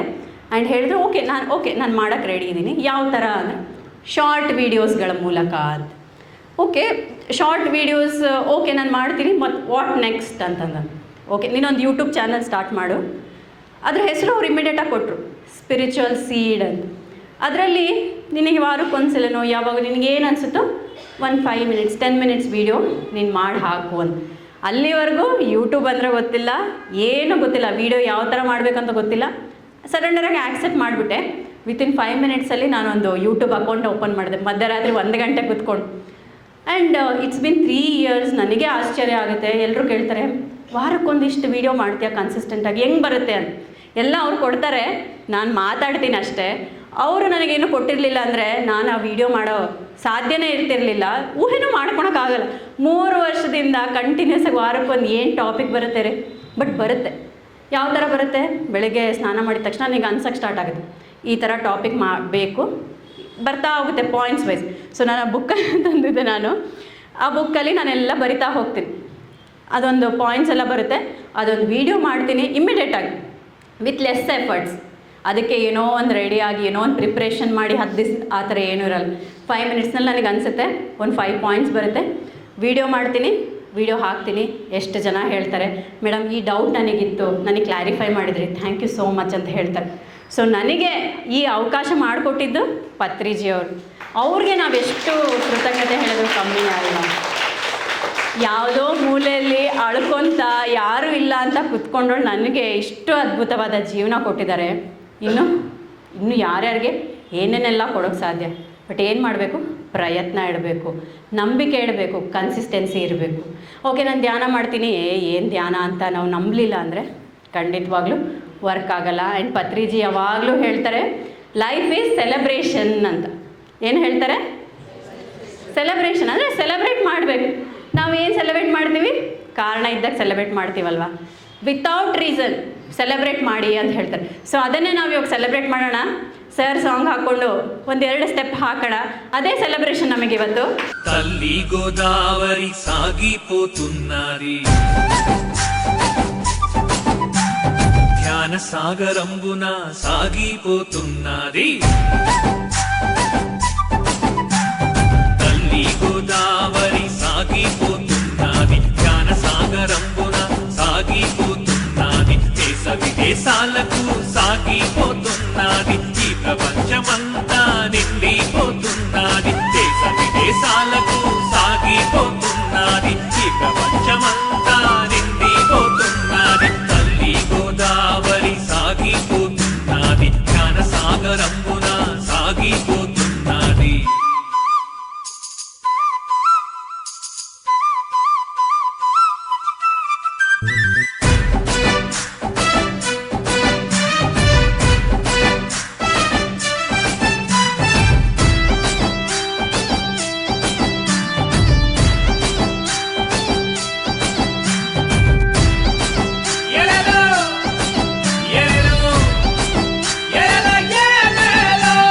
నిరుపేదలైనా ధనవంతులైనా, కులమతమేదైనా జాతి ఏదైనా, నిరుపేదలైనా ధనవంతులైనా, కులమతమేదైనా జాతి ఏదైనా, చిన్నవారలైనా పెద్దవారలైనా శ్వాస మీద ధ్యాసతో చెయ్యాలి ఈ ధ్యానం. ఇదే సత్యమంటూ ఇదే వేదమంటూ బోధిస్తుందండి మన పిరమిడ్ ధ్యానం. తల్లి గోదావరి సాగిపోతున్నది, ధ్యాన సాగరంబున సాగిపోతున్నది.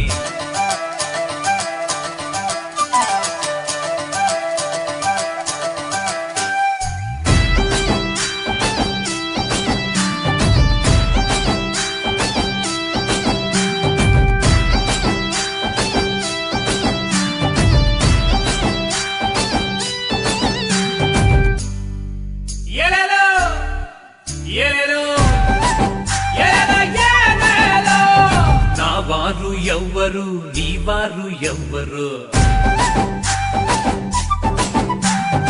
ఎవ్వారికెవ్వరు ఈ లోకమందు. నా వారు ఎవ్వరు, నీ వారు ఎవ్వరు, ఎవ్వారికెవ్వరు ఈ లోకమందు. పరమాత్మ రూపం ఈ సృష్టి లోకం, అందరికీ శ్రేయస్సు ఈ పిరమిడ్ ధ్యానం. ఇదే సత్యమంటూ ఇదే వేదమంటూ బోధిస్తుందండి మన పిరమిడ్ ధ్యానం. తల్లి గోదావరి సాగిపోతున్నది, అరే అరే అరే ధ్యాన సాగరంబున సాగిపోతున్నది. తల్లి గోదావరి సాగిపోతున్నది, ధ్యాన సాగరంబున సాగిపోతున్నది.